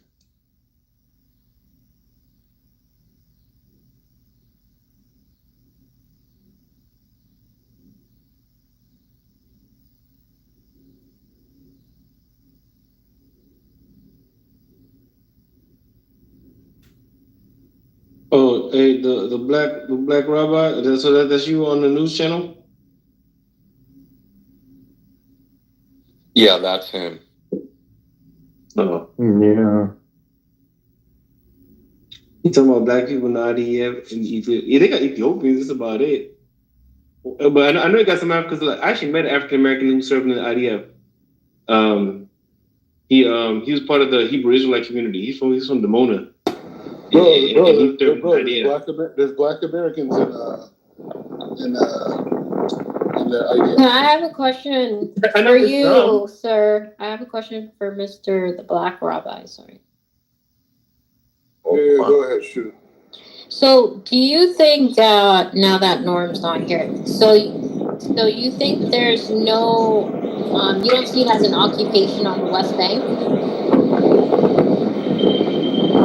No, I mean, you understand these buzzwords are political words. It's the United Nations, though. I'm not using these words. So what do you mean occupation? What is the occupation? There's no Jews in the West Bank. So what's the occupation? No, are you serious? You're in Israel. How do you not know this? Well, I mean, there's Jews in Judea and Samaria, but the areas that are designated for the Arabs, there's no Jews. Well, there are settlers in the I'm not saying. I'm talking. Yeah, exactly. You're living in Israel, and how's an Black American rabbi in America? is looking for God. He is lost. Okay, so why am I lost? Okay, so we're having a conversation. Please forget. AB, no. Where are you from originally? I'm a proud American. So Mr. No. I'm talking about your origin, not. I'm Iranian. How does that sound? Hi, AB. How are you? No, you're not Iranian. Oh, okay. That's fine. So if you're Iranian, where's your family from in Iran? Yeah, but we were having a conversation. Yeah. Can we please have a conversation? Yeah, go ahead. I'm here. What's up? Yeah. So what I'm just saying, you said that there's no Israelis in the West Bank. It's the territory. The areas that are designated for Arabs, there's no. I don't think you understand. The United Nations declares that the settlement's illegal. Do you know that? Yeah. So there's more and more settlements being created. So if the international community is saying, hey, Israel, you got to stop doing this. Stop increasing more Israeli communities, right? They're usually gated communities in the West Bank. They keep bringing more and more and more people. Does that promote peace or does it promote more chaos? Why do you care? Can I just, one moment, whose background is that? Okay, so this is my thing. Wait, sir. Obviously, on these certain areas, people that exist in the Israeli government and cabinet do not care about international law. So we just need to move past that as a litmus. Wait, so hold on. Can you please mute when you're not? Is it okay, brother? Thank you so much. Yeah, so to AB's point, right? So this is what I was trying to bring up in the other room, AB, right?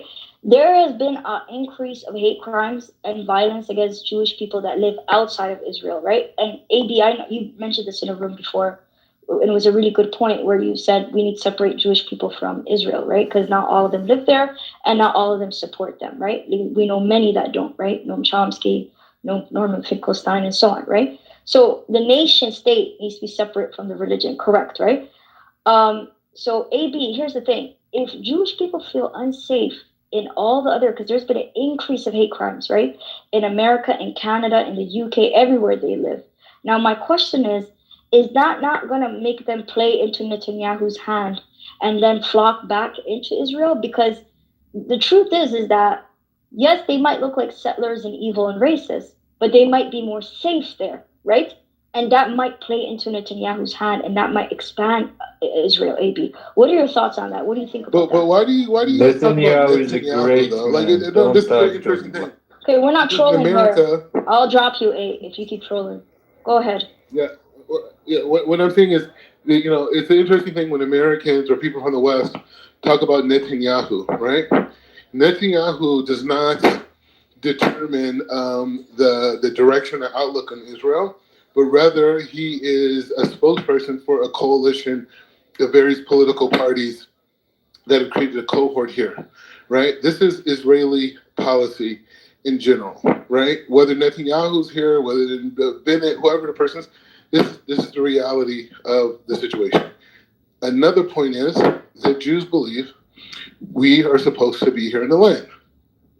That's the reality. We don't believe we should be in these nations anymore. We should be scattered. You've been always in the land, and that's fine. Jews can. No. It's something different now. What we're saying today is that we need all the Jews back into the land because we need a collective consciousness for a new era, right? So that's where our focus is now. So we want all the Jews to come back to. We want all the Jews to come back. But a lot of Palestinian. The problem is, Rabbi, is that the issue is why other Jews around the world that've never been to Israel or Gaza have more of a right than Palestinians that have been living there their entire hundreds of years. How does that make sense? Okay, but you know what? At some point, like a little disclosure myself. Before I converted to Judaism, my parents were Muslim, and so I grew up in a Muslim home. I understand it. I traveled to the Middle East. I made Hajj in Mecca, the whole thing, right? So I get it. The problem is Muslims don't have enough courage to accept that they've had failed leadership. People like Yasser Arafat and all these other people who lived in this regions have been stealing money, playing the Palestinian people, using them as proxies for their particular agenda, right? And that's the issue. The issue is not Israel. The issue is not America. The issue is failed Arab leadership. Right, I think she left, and go ahead. Yeah. Yes, welcome. Are you old enough to use this? Okay, one moment, brother. I'm gonna drop this troll. 1 second. I'm gonna drop this trolls, and then there you could go. Okay, no, thank you, appreciate it. So earlier I wanted to really chime in, but we had this one very, very aggressive Israeli who kept on interrupting, and he posed a. It's okay, he's not here. Whatever. What is he? He's American. He's American. But it's okay. He's not here. We can move on. Okay, so the question he posed to Sankara, and I do feel like the question was gaslighting. He kept on asking Sankara the British mandate, can you show me a Palestinian state? And I kept saying, bro, that question is invalid to begin with, because essentially you're trying to wipe out any traces of Palestinians in the land with such a question. And then towards the end, he literally said, okay, you guys can't show me that. So that shows perhaps that Muslims, right, literally built, they made a state on, Israeli land. And that's exactly where he was headed.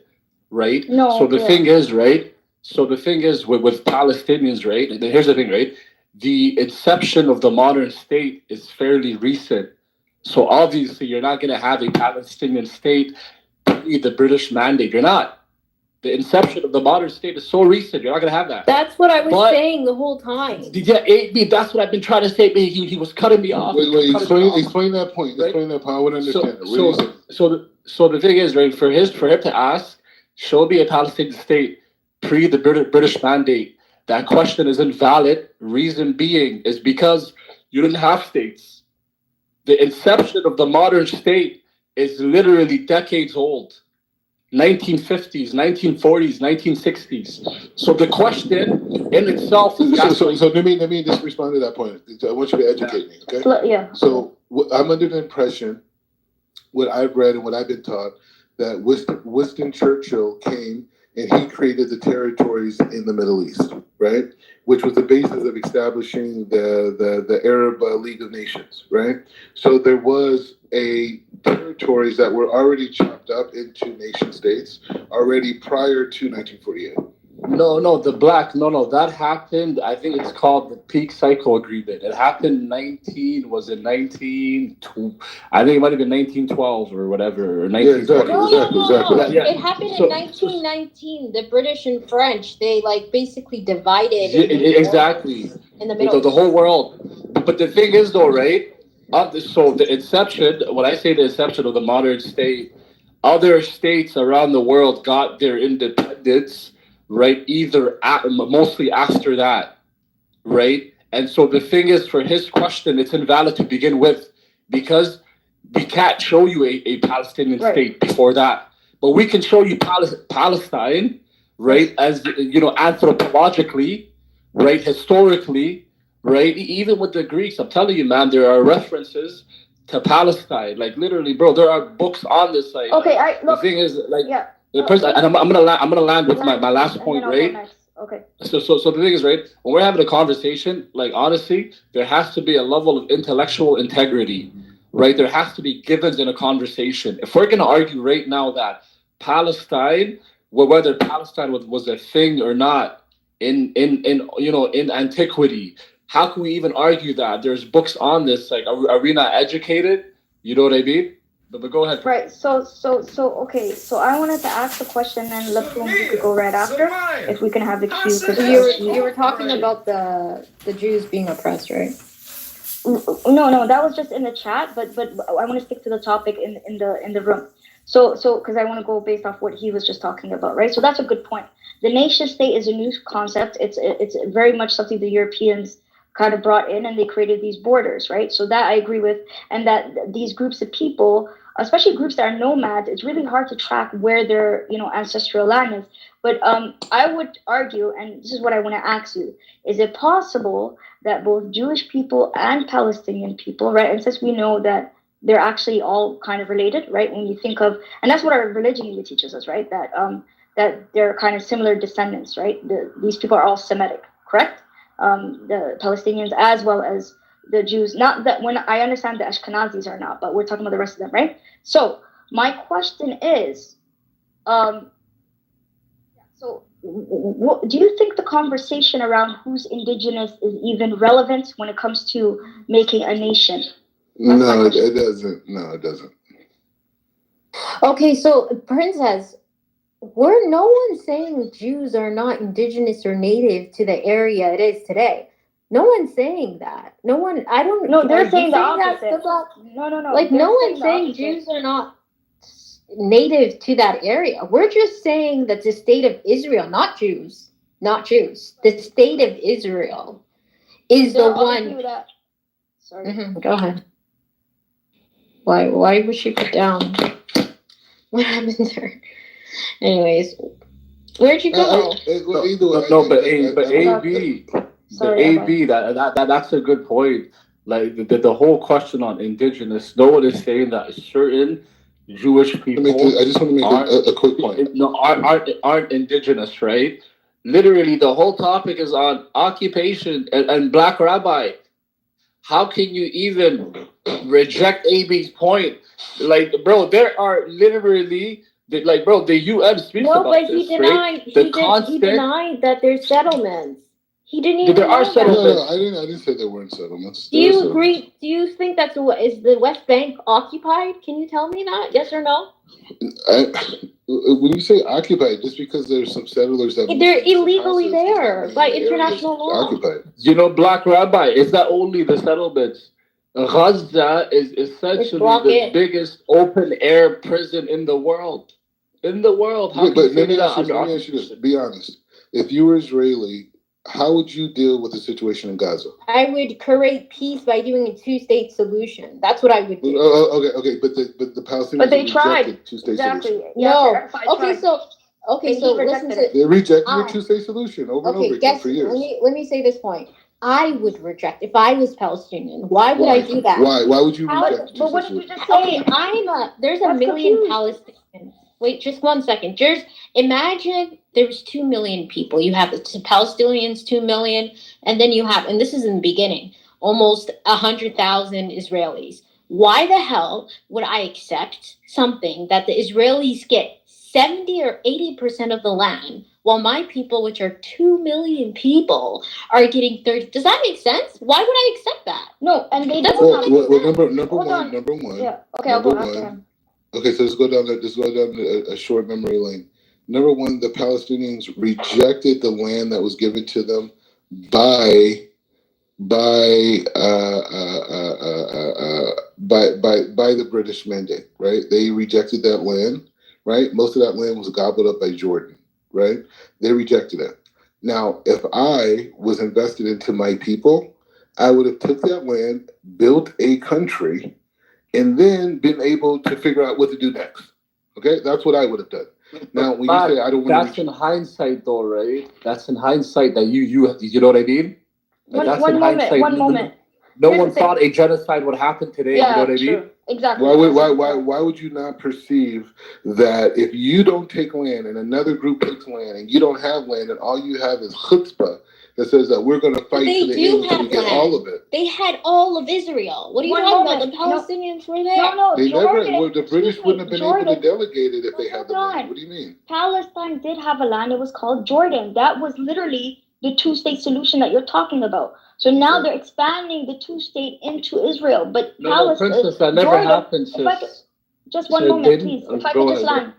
Yeah. Then correct me on what I'm saying is wrong. I don't have issue being wrong. Correct me on it. But the way it was taught to us, and here's the problem: a lot of the stuff we're being taught, misinformation or disinformation. For example, we were taught that Hitler was the one that went to kill Jews. Netanyahu now says that the Grand Mufti of Palestine was the one who told him. Where did this information come from? Because none of us knew. No, I knew it. Did you know that? The Grand Mufti and how he conspired against the Palestinians, honestly. He was...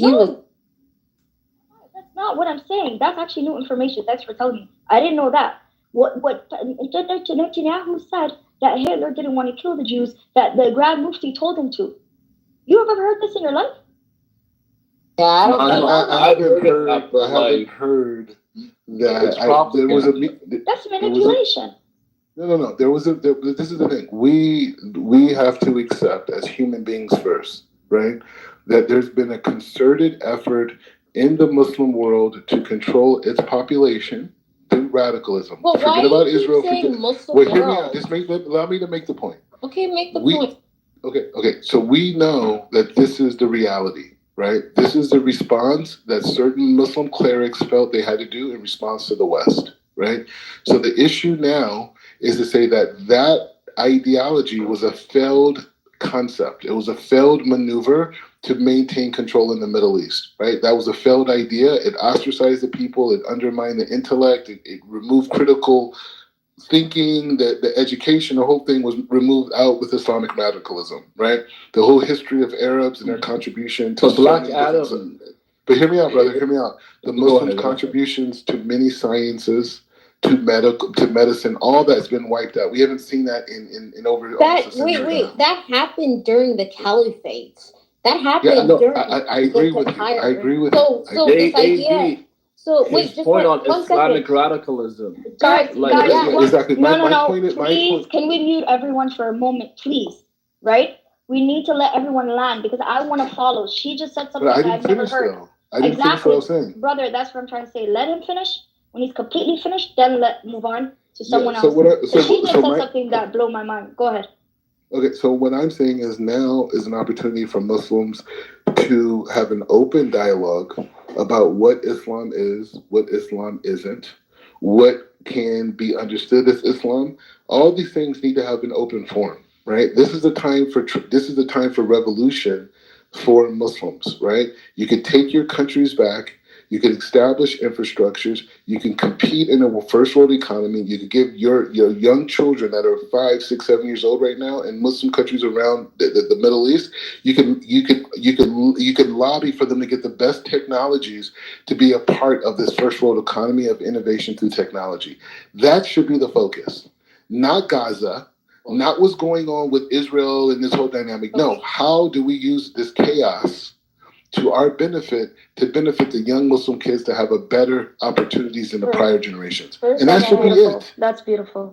First of all, just saying that there are many Muslims in America and around the world. They're very educated people. I'm doing myself. Some of the most educated people in America are Muslims. Yes. And majority of the professors in my college in software engineering are Middle Eastern people from Iran, from all over the Arab world. This is literally in college. So Muslim people are educated. We do contribute to society in every single field. So it's not about, we need to put, the problem with you Black rabbis, you put religion. Your lens is coming from a religious background. We ain't talking about religion here. I'm trying to communicate with you using definitions that are defined by the international community. So unless you remove yourself from that box and actually start talking through those definitions instead of religion, we're not going to be able to understand each other. Yeah. Okay, AB, 100%. I totally agree. So Black Rabbi made an original point. I don't remember the original point, but I wanted to address this point on Islamic radicalism. And that's the thing. I feel like it is like number one, right? I don't think it's fair for you to tell me as a Muslim what my community should have as their priority. That is like, you can't speak for my community. I'm not right?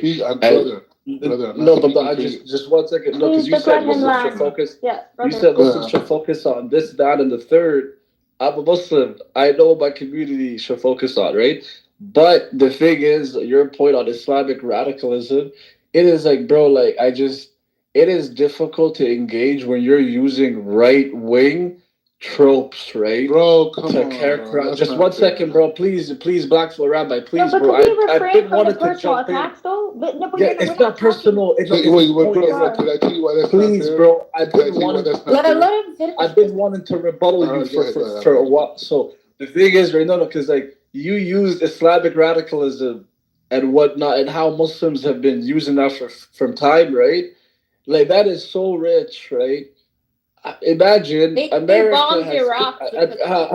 America has killed off 3 million Iraqis. 3 fucking million Iraqis, right? America was the reason why ISIS became a thing. The Taliban, bro. Like the thing is, right? It is rich for you to lecture us. A lot of the radicalism and even actual Western academics hold the same view, right? Is literally because of America and the Western hegemony, right? Israel is the biggest terrorist state, right? So the thing is, bro, all I'm saying is when you use words like Islamic radicalism, don't like obviously when you get like a certain reception and pushback, it's expected. You know what I mean? But go ahead. we appreciate the Black Rabbi being here and talking and sharing his views. So thank you for being here. And everyone else too. Princess, can I just say to the Black Rabbi, right? Wait, hold on. The Black Rabbi. No, Anthony, just let him go. No, Anthony, you can go after him. Anthony, Yes. you can go after him. Because just let him rebuttal. You don't go after him. Let me respond to him. Okay, he's gone now. Okay, so what I'm saying is, anytime you hear people, I don't want to get into right wing talking points and what is and what's not. I'm talking about personal experiences traveling throughout the Middle East, having relatives that are. I have my a little more of visibility. My mom's brother married a Palestinian woman, right? So I have half black, half Palestinian cousins who are graduated from Harvard, Yale, the whole thing, right? They're excellent human beings, right? The point is saying that, so I'm not coming from some anti-Arab perspective. What I'm saying is that I've traveled around the Middle East, I like so many places, right? They're the most hospitable people, by the way. I don't know about that, but I'm just saying the point is the issue is, why are we not talking about recreating the Middle East right now? Yeah. Why are we holding on to this idea? But what is recreating the Middle East? Hold it. I can't let him. Just let him land, brothers, please. You can rebuttal a lot. Interrupt him. Guys, I'm gonna bully the room if you guys don't shut up. No, Anthony. I keep. Okay, so the point that I'm making is saying that at this point in history, why is the Muslim world fixated on what's going on in Gaza versus using this time to reform what Islam is, reform what societies are in the Middle East, telling the West what type of alliances, if they're doing this partnership with Saudi Arabia and they're realigning the entire Middle East, they're normalizing relationships with with Israel, with the Jews. So if all this is going on, this is a time now for the innovators in the Muslim world. Like, you know how many Palestinians that I have met that have a whole different perspective about the future of their people in this region that has to do with complete inclusion with Israelis, with the Jordanians, with the Saudis, with the Bahrain, the people. Rabbi, do you know that there have been bombing campaign? Like you're talking about Muslim world. Afghanistan bombed almost 20 from Syria. What's happening in Syria right now? What's happening? 400,000 people were killed by Mahmoud Abbas by his own hands. But what I'm trying to tell you is that the Arabs actually tried to bring down those leaders, the Arab Spring. But guess who interfered? America did. Arab Spring into a success, right? Libya, you saw what happened to Libya. Completely destroyed. It's literally a criminal country right now. Like just criminals. They're just walking, enslaving people.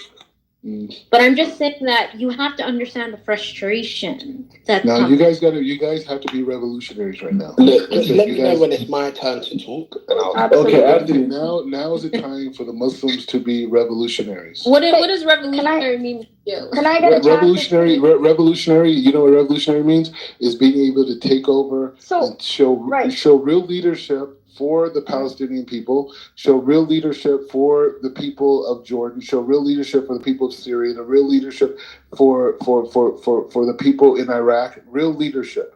People in Iran. I wanted a chance to speak, so go ahead. Thank you. Right after I speak, then I want to give a chance to 81 who came back up, and then Anthony is right next, right after. So that's the order. Anthony, you're second. Okay. Thank you. All right, so I just don't want the screaming and the personal attack. Let's keep it like just based on facts, right? So so I was watching a video with Dr. Cornel West. He was on Glenn Lowry. I will post it in the chat, at the top, okay? And I wanted to hear you guys' opinion on this. So what he said was that both sides, the Israeli and the Palestinian side, correct? They both have a conflict that they have with each other. So he said that the Palestinian people are fighting for dignity, right? And that stems from the fact that's that they feel that this is their land, and they're also seen as like terrorists and villainized. That's what their side feels like, right? On the other side, though, with Israel, they have a fear of security, right? And they're in the Middle East. You have surrounded by all these different countries that have their own conflicts, right? Hamas, and we're talking about Hamas, not the Palestinian people, right? Because that's the group that we're talking about, Hamas. That's the leadership. They are feared even in Jordan and several other areas as well, right? So my question then is, how do you see the way Dr. Cornel West, right, was able to frame it that way? That one side is fighting for dignity, the other side has this fear of security. And by the way, before anyone says just the Israelis are the only ones, no. Kenya also has the same fear. Nigeria has the same fear. There are people that fear these particular groups, right? They are separate. I'm Somali, but I'm not Al-Shabaab. Palestinian people have always been around. They're not Hamas. This is a group that started in 2006, okay? So we need to stop making them, together. They are their representation, yes, but this is what Black Rabbi is trying to say, that the leadership is not great. But I would argue that the Israeli leadership is not that damn great either, right? So we could apply that to them as well. So go ahead, brother. You wanted to go next. So the thing is, honestly, like, I don't think Black Rabbi is malicious or he's coming from a bad place, you know what I mean? But I think like some of your points are very hyper fixated on the oppressed rather than looking at the oppressor, i.e. the Western hegemony, right? The Middle East has been used as a proxy. Like, there's no denying that, right? By the Western hegemony. There's a book. There's a book called The Wretched of the Earth. It's a great book. You can find it. Wait, repeat it again. What's the book called? The Wretched of the Earth. It's you can find it on Zen Library PDF format. The author, he is a French. He's a Frenchman. Yeah. He's a Frenchman academic who literally was sent to Algeria during the French colonialism on Algeria, right? And he ended up reverting. He ended up becoming Muslim, and he wrote this book decades ago. And his book, when it first came out in France, it was banned. But pretty much he speaks about the colonial tactics that the French employed on the Algerian population. And he has a chapter dedicated to the Middle East where he speaks about how Israel, the French, and the British, they wanted to incite so they wanted to incite Arab states, right? To incite them to attack Israel. And so then they would be able to literally exploit the Middle East. So like your point, Black Rabbi, when you say Muslims should better their leadership and whatnot, right? What happened, everybody? So Black Rabbi, that is a valid point in a specific context, but that shouldn't be the conversation.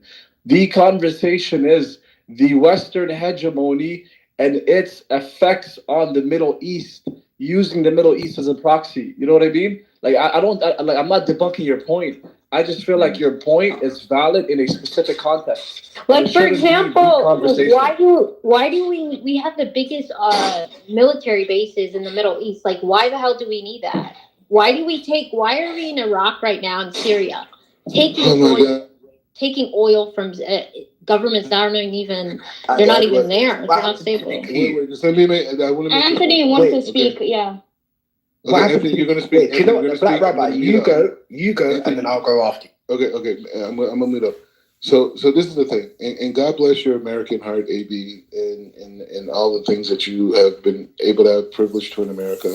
But I'll tell you like this: April 4th, I was in my apartment, staring outside of my window after Shabbat, and we knew that Iran sent missiles, the whole thing.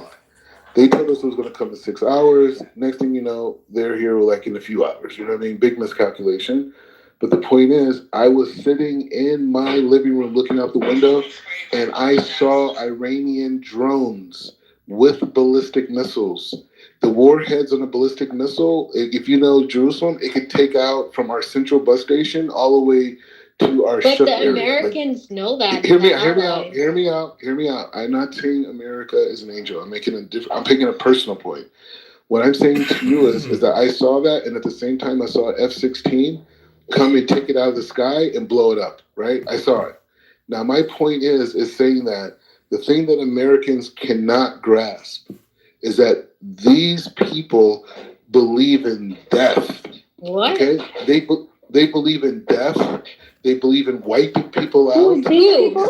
Who are you talking people about? like Iranian people, Iraqi No, they people. don't. One moment. Can I just correct something? Sorry, I know Anthony, you need to go, brother, and I'll let you go. Black Rabbi. No, you're wrong though, because the Iranian people are dying fighting against their government. Go ahead, Anthony. All I want to say is this, right? The Black Rabbi. If we're going to discuss Palestine and Israel, I'll be totally honest with you. I'm done with talking about that, because you can just look at the news and you can see what's going on. And if you decide not to care about it, He lives in Israel, Anthony. I know he does. I've had conversations with this guy before, and a lot of other Jewish people have said that you're full of shit. By the way, the Black Rabbi. So why do they say that? Your own people have said that you're full of shit. Who's my own people, and why do they say that? At the end of the day, I am also a victim to genocide, and this is why I, find solace with my Palestinian people, because I'm from a country called Somaliland, right? And these Somalis are actually in 1987. Look, they're trying to silence me already. They're trying to silence me. Anthony, إلهي كبخ, bro. What's wrong with this guy, bro? I moved him down. No, I moved the Black Rabbi. No, I moved the Black Rabbi down because what your information is disinformation, and I don't know if you're doing this disingenuous, but you're saying Muslims, and then you're saying stuff like they're not fighting against. When you say that bad leadership, you're saying that all Muslims have bad leadership, or are you talking about Palestine? Because you're talking about are you saying Muslims that live in Pakistan have it? I'm saying the vast. What about Dubai, UAE, Saudi Arabia? Okay, wait. Let me respond.